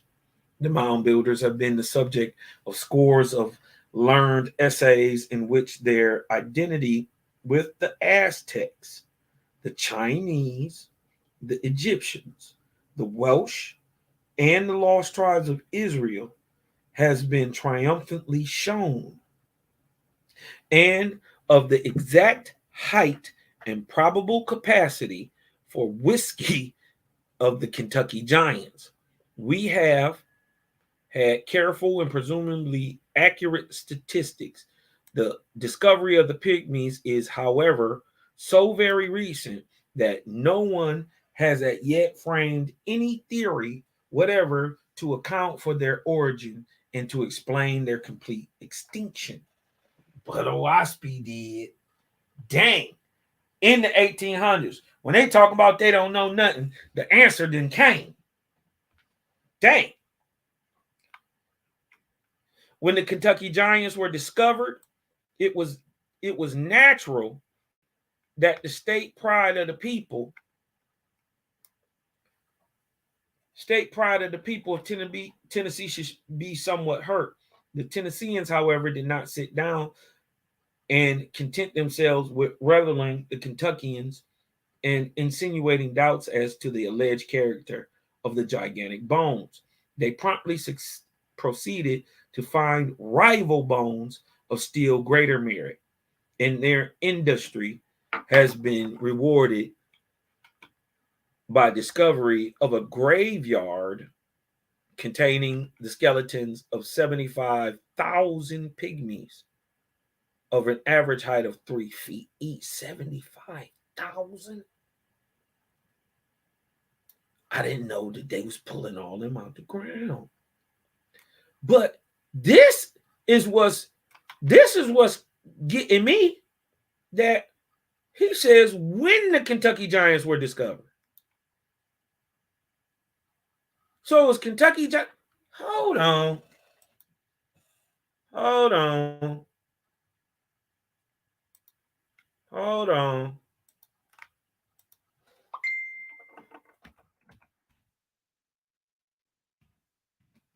Told you.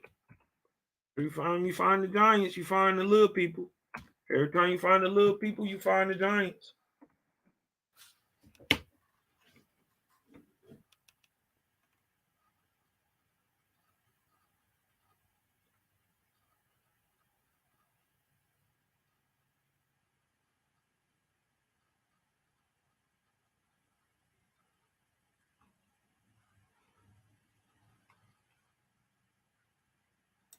Let me see.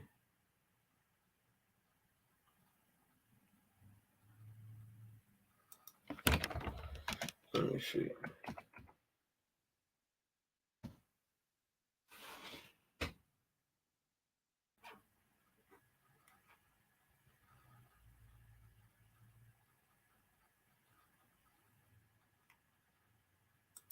Oh.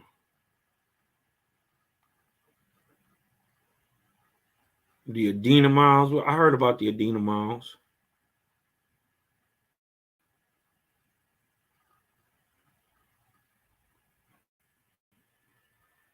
Burial mound was found with 4 humans, 2 dogs, 55 stone tools, and over 44 artifacts. It is believed to be from the middle Archaic period, making it one of the more fascinating ruins in Kentucky. That's a mound. The Adena Mound and earthworks are scattered across central Kentucky's bluegrass region. However, these people kept no written records. Bourbon County is home to circular village mounds. What did they say? Build rounds around them. Build each having a personal plaza. They are listed on the National Register of Historic Places. Giants. That's right by where they found the midgets. Hold on. In Kentucky, a so-called giant over 9 feet tall was found in a burial mound on a farm 12 feet beneath the surface. Uh-oh.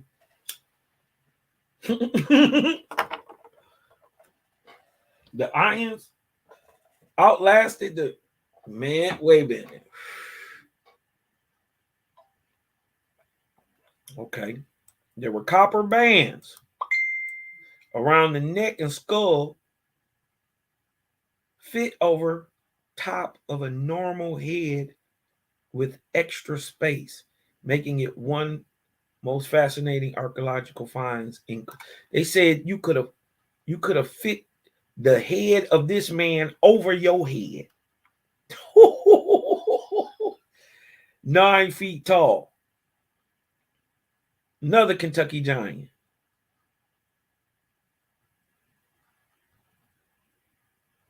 Similarly, in a cave near Louisville, Kentucky, 2 men claim to have discovered 3 different skeletons, which they believe to be Kentucky giants. Each of these measured over 9 feet tall, making for a baffling, extraordinary discovery.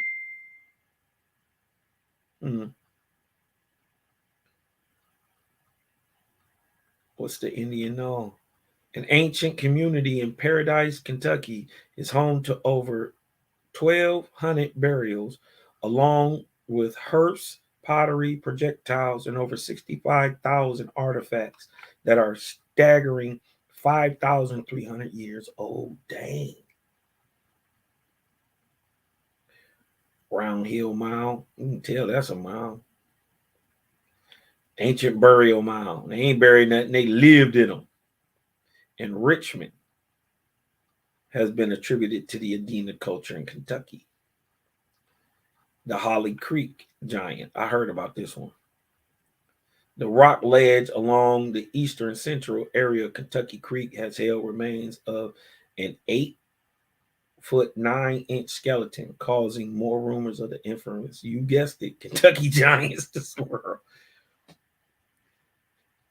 Kentucky has burial mounds almost every county, some more prominent than others. Many have been destroyed over the years due to residential development. If you know of any unusual archaeological discoveries or ancient Kentucky artifacts, please comment below. Blah, blah, blah.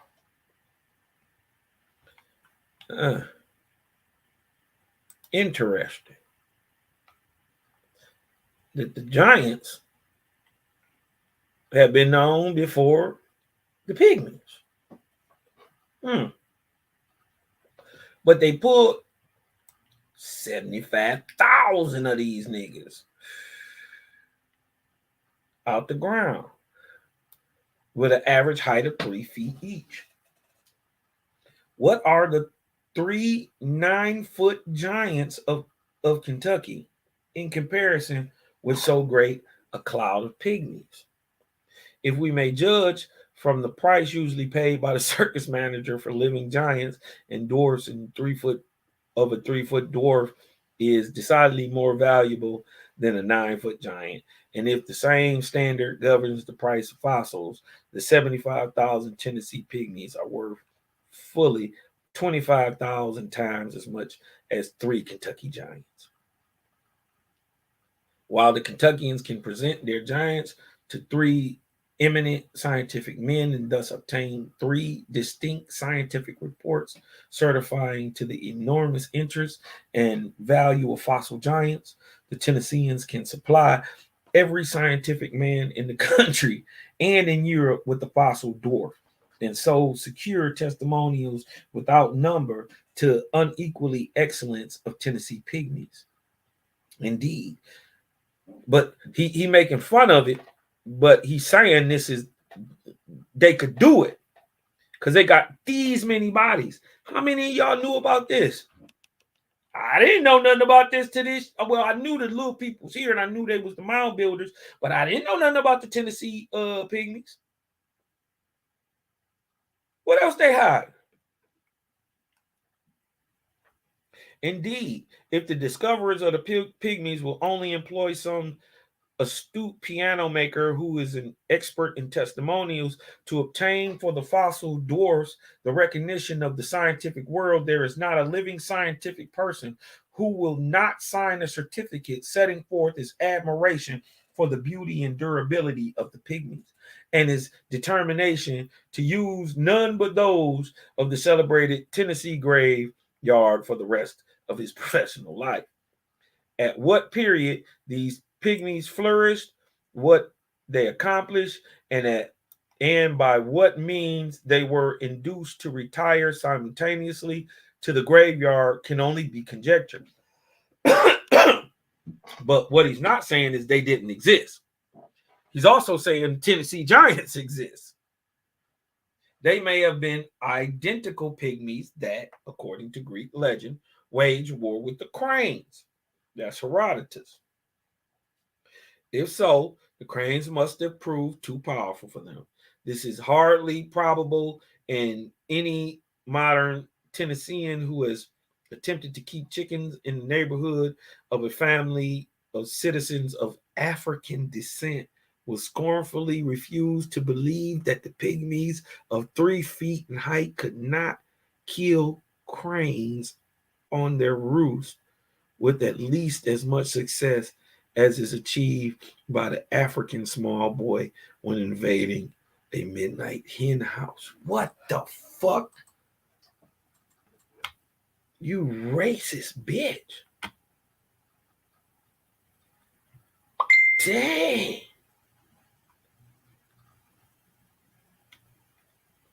We must wait for further discovery before it will be safe to decide whether the pygmies were contemporary with the giants and whether they preceded the mound builders. They are the mound builders. And yes, they preceded the giants. The bare fact that they once existed is all that we can now safely affirm of them. Wow.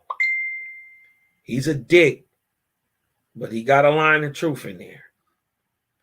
But doubtless, by the time that every home in the country is ornamented ornamented with a fossil pygmy, and every newspaper publishes extracts from certificates of scientific persons who are overwhelmed with admiration, the vast superiority of the Tennessee pygmies. To those of all rival communities, we shall be in the possession of information which will enable us to know at least as much of the pygmies as we know of the mastodon and the mound builders. What you know of the mound builders is what you know of the pygmies. The word in America comes from the mound builders. Diego Quinn. Huh? They even predate them. This is the Oeklopan. This is the people who would be called Ma and Ya. You know what I mean? Now, the emphatic statement of the Smithsonian concerning the minds of Tennessee pygmy myth had also elevated them and their believers to the overt realm of national humor. Another effort to dispel the stories published by Otis Mason, American ethnologist and curator at the Smithsonian Institute. So they're trying to bury the story. You know what I mean? They're trying to bury the story. The next wave of interest in the Tennessee Pygmies took a wholly different turn with their entry into the realm of literature, reaching an even wider audience than before. Mary Noailles Murphy, writing under the pseudonym of Charles Egbert Craddock, was one of Tennessee's earliest prominent female novelists. In her 1891 novel, The Stranger People's Country, Murphy incorporates the Tennessee Pygmies as the central plot line around which she weaves the culture of the Upper Cumberland region of Tennessee. Her story relates the context between the people of an Upper Cumberland mountain community and an amateur archaeologist in search of some pygmy graves to examine. Based in part on this multitude of real visits by outsiders in search of pygmies to these communities, numerous characters introduce the reader to these interactions that by 1891 had spanned nearly 4 generations. The archaeologist encounters resistance from Adelaide Yates, who threatens to shoot anyone seeking to disturb the rest of the little stranger people. With prophetic vision, Adelaide noted that they will all rise before weons at the judgment day. Oh, so Adelaide's a Negra. The little stranger peoples. You leave them folks alone now, Adelaide say, because their wheels all rise before we's on at the judgment day. And I shoot you dead if you goes over there and mess with them. He said her husband was a hardy hunter, a vigorous physique, and but scantily acquainted with fear. But his eerie idea of 1,000 or so angry pygmy Tennesseans astir on the last day, forestalling the familiar mountain neighbors, robbed immortality from the moment of the wanted prestige. In striking disrespect for the desire of the local people to respect the sleep of the dead, Shattuck vigorously prosecuted his search for a pygmy grave. I only want to see what this widespread story of prehistoric pygmy dwellers in Tennessee rests upon. That is all. I think they must be children, these little people. The opportunity of investigating this most unique myth, originating how and where no man can tell, of which so much has been so diversely written. Now, they don't know how these stories is written, but this the cold part about Owaspy. This the cold part about Owaspy. I think it's chapter 28. This the cold part about a waspy. A waspy tell you what's crack-a-lacking today. Huh? Can't nobody do this shit. They bullshitting. Ain't nobody doing this.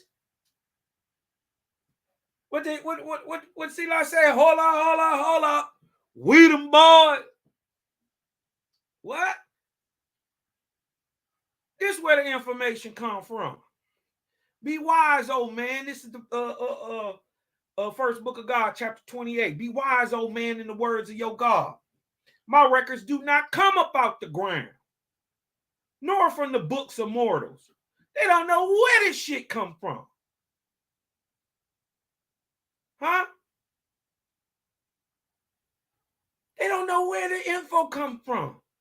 Judge, I say I'm going to prove it all in the cosmon era. It don't matter. But this is where it come from. I open my heavenly libraries and I find my living sons and daughters who once trod the earth. And their light I recast again down again to mortals in a stream of fire. And lo, my words are rewritten, translated, and formed into corporeal words. Search for the evidence of my steps on the earth. Find the people who stand by the Creator. Shout to the Creator gang and peace to all the righteous gods and Nirvanian goddesses. The all one, the God of all, who can shake their faith? Who could tell Cosmon, feed Cosmon a story about a nigger born of a woman? Huh? Who could feed me Jesus now? Huh?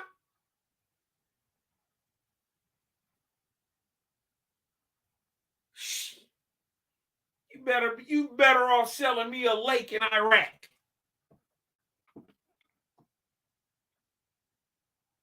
Well, who you gonna look for? Who got it? Who got the drop? Who got that straight drop? Who got that old waspy? That pure uncut, huh? Listen to the voice of the millions of Chinese, China, Vindu, ancient India, and to the remnant of the Algonquins, the Indians, the Aboriginals, the niggers of America. Because who bringing this shit out? Who Bible is a power today? Huh? It ain't that King James. Who Bible a power today that's dealing with copper-colored people in America? Only the Creator gang. So we know it's the Negro in the end of the day with a Bible who is a power. It's a source. If you plug into it, nigga, you can't stop. Huh? You turn into the Energizer Bunny. Their people are appalled at the works of your bloody sword. What? Tell me about no Savior, no God, no Lord, no Jeebus. Nigga, we ain't rocking with Jeebus. Jeebus owed me $35. They will not fall down and worship as you decree. We ain't gonna worship how these other faiths is out here trying to say neither.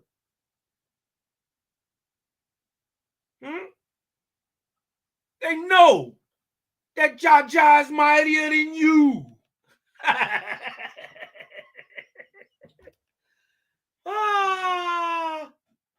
He said, behold, I raise up the nations of the earth in my own way. He got Malachi Maccabee, Cosmon Cal, Selah Shalom, and Daryl Cosmon. Niggas in America, gangsters. Good men. Turning the religious world on his head. We ain't scared of shit. Nothing. Huh? We just put it out there. What it say? You tried to convert all my people. How many of us was Christian, Muslim, Hebrew Israelites, Washita Moors, MSTA, so-called Commissions? We were studying Sumerian. You tried to convert all my people, but have utterly failed. Behold, I come now with a new book. And they book is who? These niggas over here, they book of power. This is the trip. This is what's going on. This is the dichotomy change. We've been on the bottom too long, man. Y'all see the switch? But it's coming, not because we about to beat nobody up, because we about to do the work. Huh? What'd he say? Dare light I recast down the mortals in a stream of fire.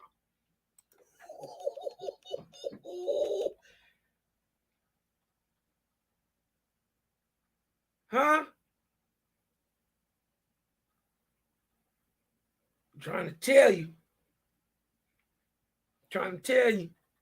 And then they go on over there and found the Homo florensis, the little man, the Homo habilis.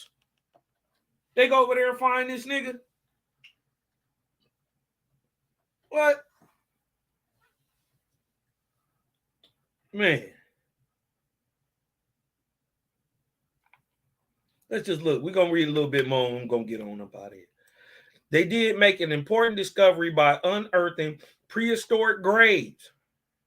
Prehistoric means pre what is commonly known. So that's roughly the last 6,000 years of history. So from 4,000 BC to today. Right?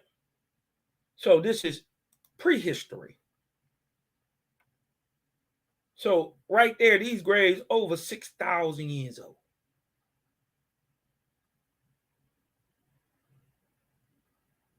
Them people been here that long. And what if they 20,000 years old?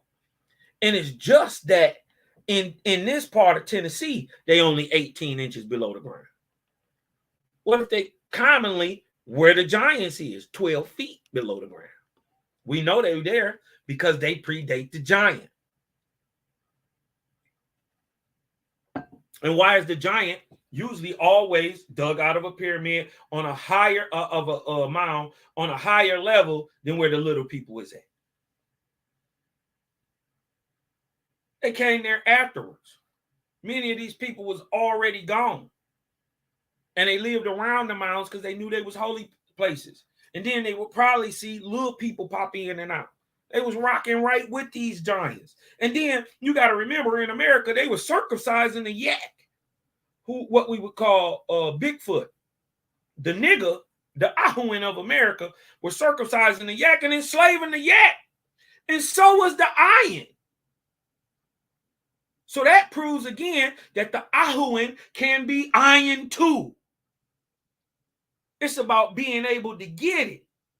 Remember, the Ahuins was faithists. They was just warrior faithists. They was the nigga who would whoop your ass, who would fight back. He had to be good, but he would run. He would give you a chance to run and dip, but if you cornered him, he would beat the brakes off of you. Built perfectly for the Cosmon era. You're going to have high physicality and you're going to have high spirituality all at the same. This is what the Irons wanted. They wanted a man who could dominate the earth and dominate the spiritual world like they was doing.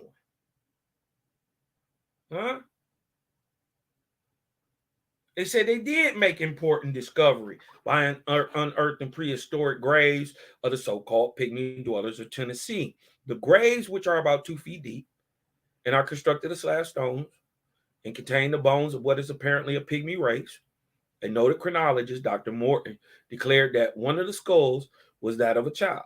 But why scores of children should only be buried in a cemetery is hard to say. Other craniologists argued that the wisdom teeth proved that the skeletons were those of adult pygmies. Be that as it may, the relic seemed an unsolved riddle of the ages. So yeah, that's the Jehovah Chronicles right there, man. We've been on here about 4 hours, man. Let me see who up in the chat real quick. Let's get a little knock up in here.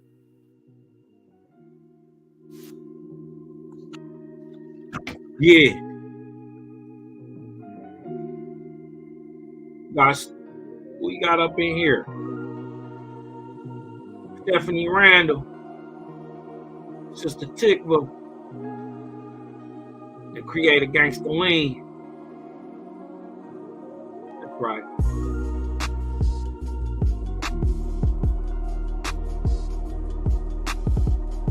Lawrence Burton said, what's the significance of the copper bands? It would seem it was decoration of some sort to show maybe warrior status, but also class. You see what I'm saying? The copper bands around the arm, they would be protection. You know what I mean? And at vital points, and if they was at the top of the arm, hold on, let me show y'all something. Let me see if I can get myself on camera. And remember, they used to have many of the wristbands that were copper, but they would have the armband here. Why that is many people were right-handed. And if it came down, many times you're holding a shield. If the sword comes down, it would hit right here. And with the armband right here, it would ting, help deflect the high upper arm. You dig what I'm talking about? Especially if you throw your arm up the block and it come down and it may bend off the edge of the board, or you got the board laying all the way up against your arm and they hit the top and it slides. It would seem like it might be extra protection. It seemed like it also might be from a warrior class. You dig what I'm talking about? But what we know is they were taught metallurgy. So that alone is amazing. You dig what I'm talking about? These people were doing true metallurgy at that time.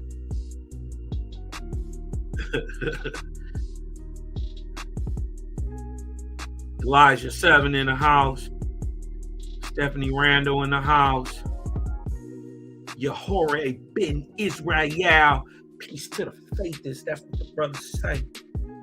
Jehovih ben Israel. Set apart living. My big sister's better than your big sister. It's the Cosmine age when all the truth shall be revealed. Creator letting it be known what truly happened everywhere and who's who. I mean, that seems logical. If he say he gonna reveal it, well, the next logical question is when. You dig what I'm talking about? The next logical question is when. When you gonna reveal it? Just like the brother said, it's the Cosmine era. It's now.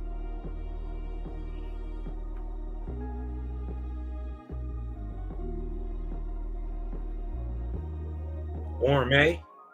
What is Orme?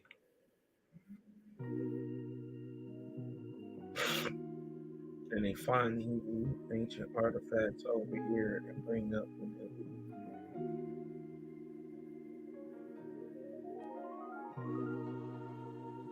it's funny how in these discoveries. Yeah, that's right.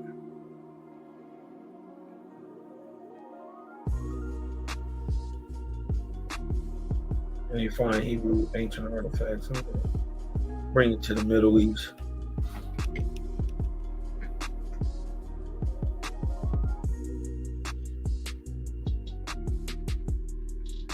Stephanie Randall in the house. She Brew in the house. Abdiel Ben Levi L.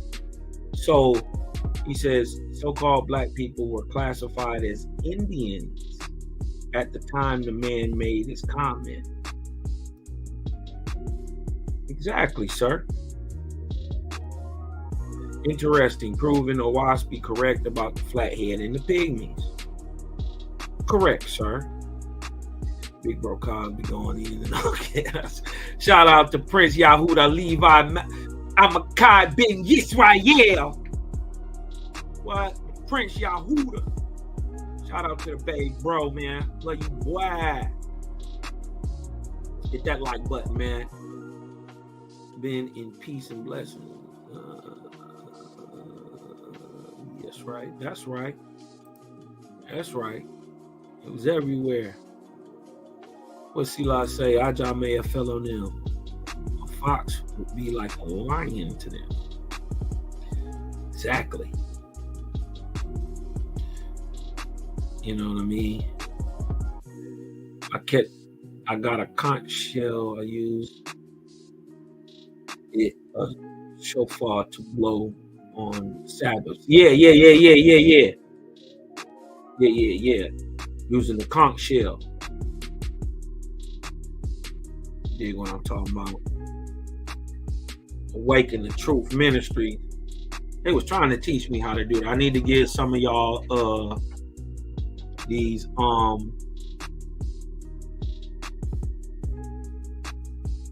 wrenches. You dig what I'm talking about? I want to see the name brand.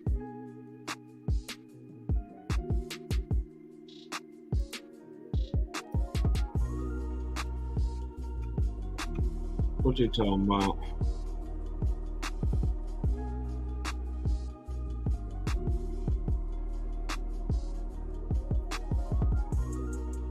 Where Ray at? I ain't seen Ray in a minute. That's right. Hoping I seasoned that thing up right for you. You dig what I'm talking about? Put some of that Ethiopian hot sauce on that thing for you. You know, Papa gonna season his food. You dig what I'm talking about? I ain't gonna serve you no raw mess. You know what I mean? I ain't gonna serve you no mess. I'm gonna give you that fat.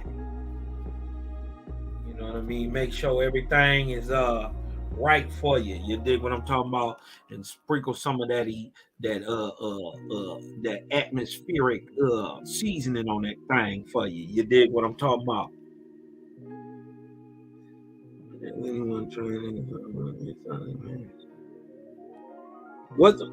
What's this? What is that? Elizabeth Weaver. What is order made? That's the second time I seen you put that in the chat. What is Orme elixir? Could you explain that to us? Oh, Elizabeth Weaver is Ray?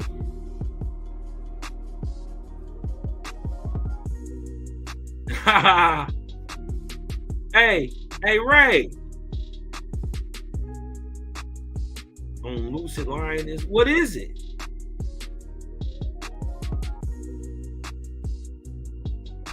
Ray, what is Orme, what is it called? Orme elixir. What is it?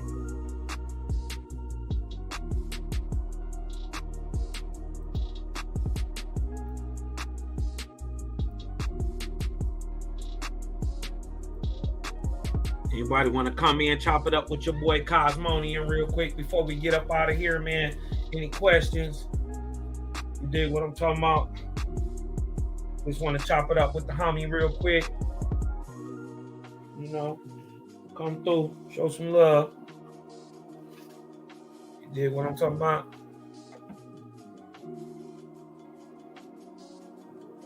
As always, dig what I'm saying? You know, yeah, I got to look that orme up before I take it. You dig what I'm talking about? Before I take it, I got to look it up. Go see what it do. You know what I mean? Can't go out the world backwards on this one. Look at this. Little people here in America. I got so much stuff on these. I could just keep bringing out lessons. I wanted to show this. I was wondering why I wouldn't show. Still, man. Y'all can't hear it?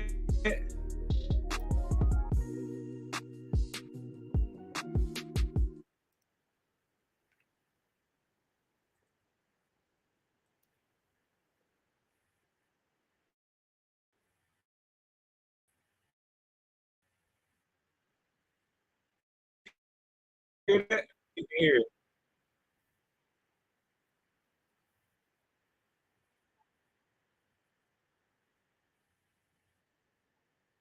Okay, good looking, Stephanie. Good looking.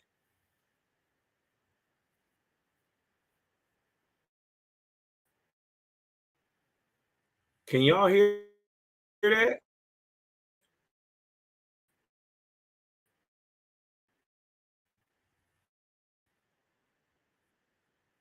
Throw me a one in the chat if y'all can hear that.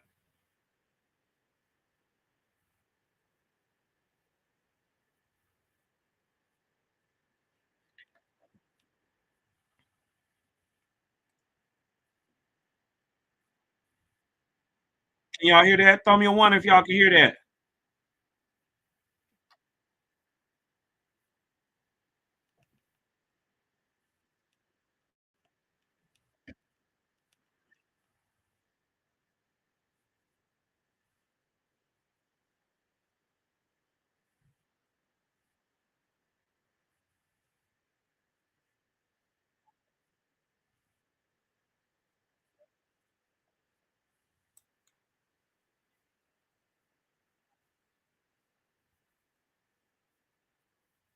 Y'all can't hear that video playing?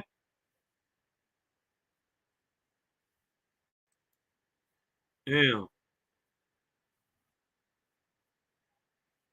You can hear me, but can't hear the video. Let me see. Let me see if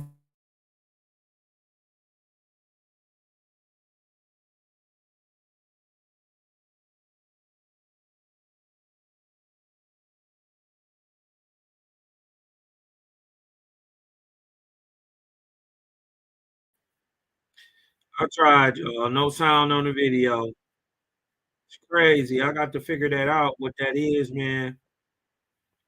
Cause they dropping it on these on these people. And look, they black.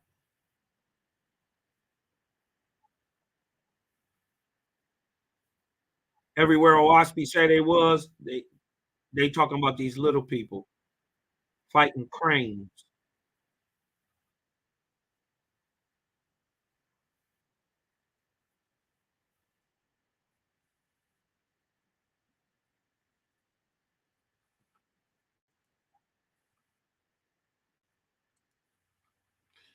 Hold on, let's go back and just look at this real quick. You say in the Lord of the Rings books, hobbits were rescued by giant eagles, but real life hobbits might have been hunted by giant storks. This is the story they breaking down in Herodotus in all the places. You dig what I'm talking about? The fossil remains of what may have been a hobbit-like species of human were discovered in 2003 in the Liang Bao cave on the Indonesian island of Flores. In that cave, scientists also unearthed a large number of bird fossils, including 20,000 to 50,000-year-old wing and leg bones from what appears to have been a stork nearly 6 feet tall. They big like that today, but hey, oh man, they're not that big.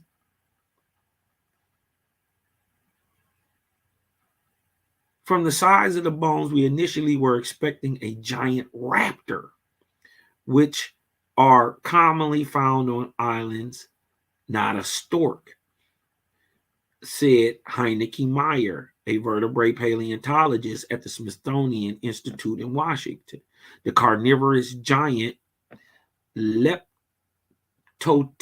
robustus was a hitherto unknown species of marabou stork, among the largest birds alive on the planet.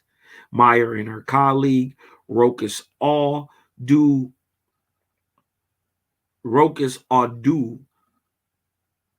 detailed their findings online November 24th in the Zoological Journey of the Linnean Society. It's too bad y'all can't hear this.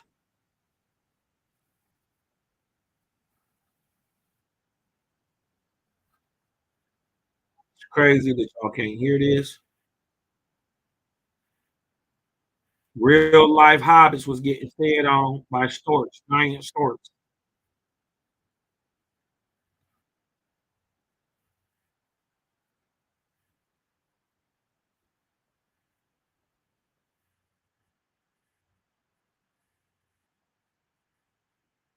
Schlaraffenland.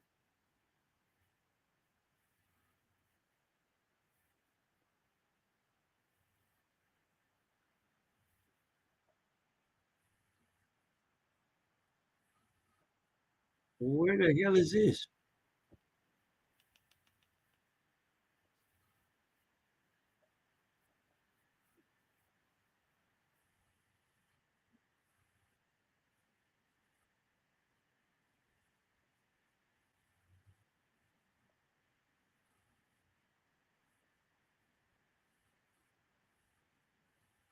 Huh.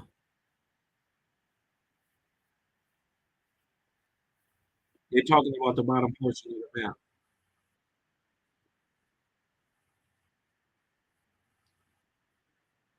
A utopian map of the newly discovered Schlaraffenland.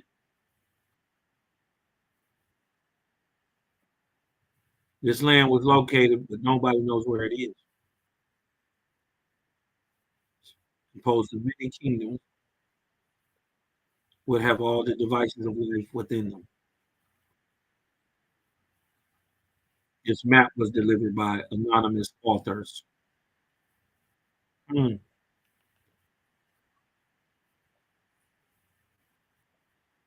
who knows? Check this out. This is a good video by Robert Seffer. Huh? No, Sefar. Uh, this is called The Legendary Race of Little People. It's a really good video. He gives a lot of information. You dig what I'm talking about? Oh, I shout out to Robert Seffer. I will give him props on this. Gods with Amnesia is a good book. Subterranean Worlds of the Inner Earth. Uh, he off about some things, but what Robert does that I like about his work is he just tells it plain. He gives you a theory that could possibly, but he don't force nothing on you. But he tells you what's been found. That's what I like about Robert Seffer. He's not stretching the truth. Now he believes in some stuff I don't believe in, but so what? All of this shit is unbelievable. All of it. Look at this. Look at this.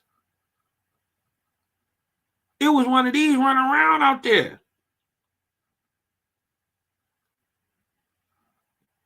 Now you tell me, is that iron? Is this druck? Huh? Is this a mix between the two? Is this an ahuin? Hmm? Arms is longer than the legs. Look how little he is.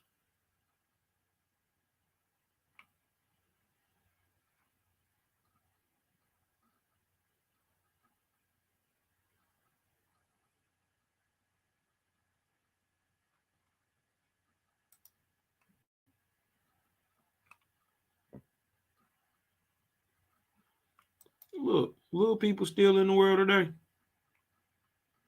The imbuti.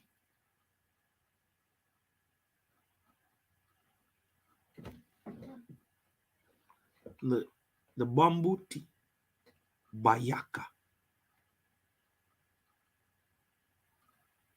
Look at these little niggas.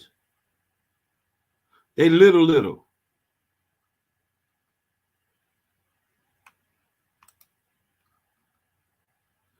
These kids.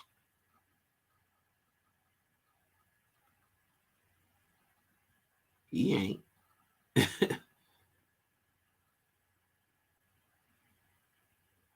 Look at these little people, man.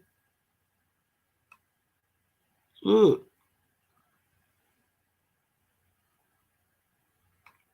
None of these are people over 4 feet tall. They 4 feet tall.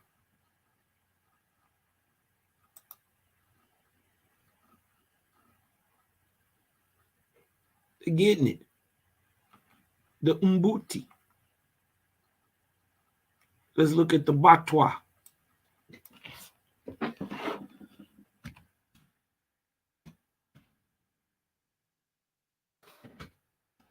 Look at the batwa. Uganda batwa. Little people. Look at these little niggas. None of them tall. They short, and we looking up at them, and they still short. When you get on the level with them, they try to make them look like they're taller than they really is. These is real little people.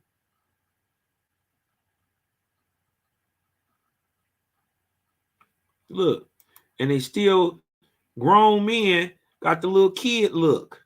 Grown women got the little kid face. I forget what this is called. There's a scientific term when people stay looking young and infantile and juvenile. I forget what it's called. Oh wow, it's slipping my mind. But these are some of the little people, and then we got them in America too. You know what I mean?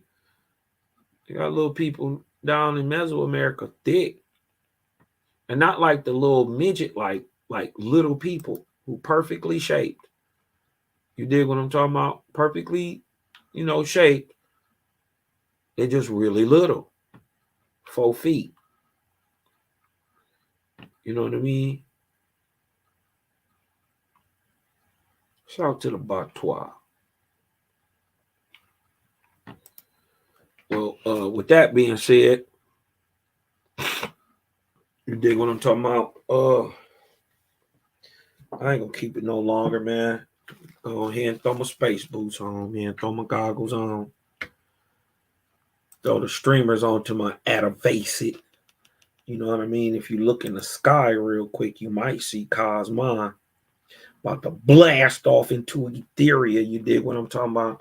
About to go kick it with the homegirl, Cynthia Armage. You dig what I'm talking about? With that being said, man, this is Jehovah Chronicles number 46. The little people in America. You dig what I'm talking about? So breathe in and let that light in. Because I'm Cosmon and I'm out.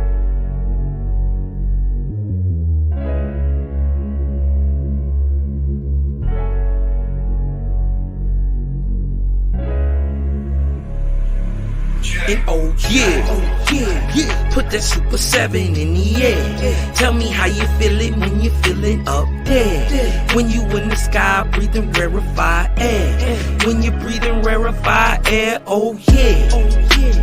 Put that Super 7 in the air. Tell me how you feeling when you feel it up there. When you in the sky breathing rarefied air.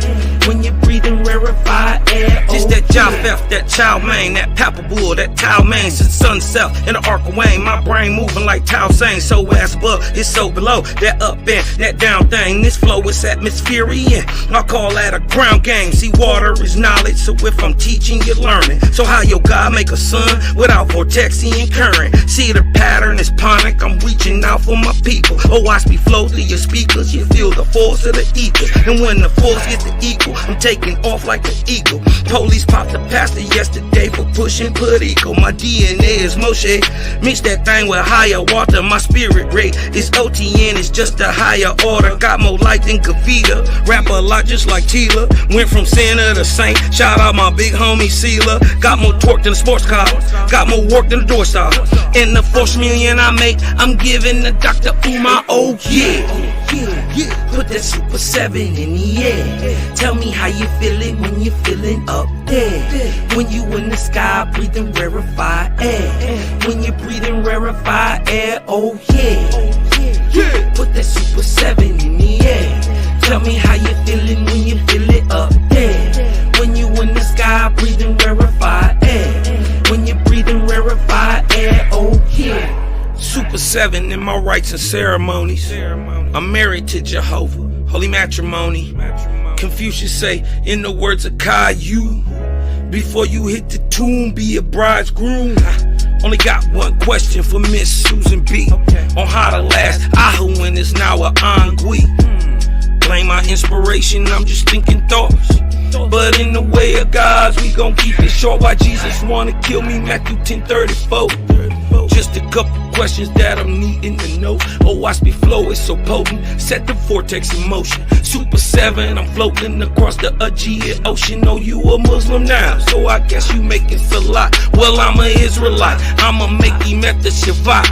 Got Moses on the bumper, super slap off in my spaceship photosphere. So I stay lit, peace and light to the faith is so yeah. Put that Super 7 in the air. Tell me how you feeling when you're feeling up there. When you in the sky breathing rarefied air. When you're breathing rarefied air, oh yeah. Put that Super 7 in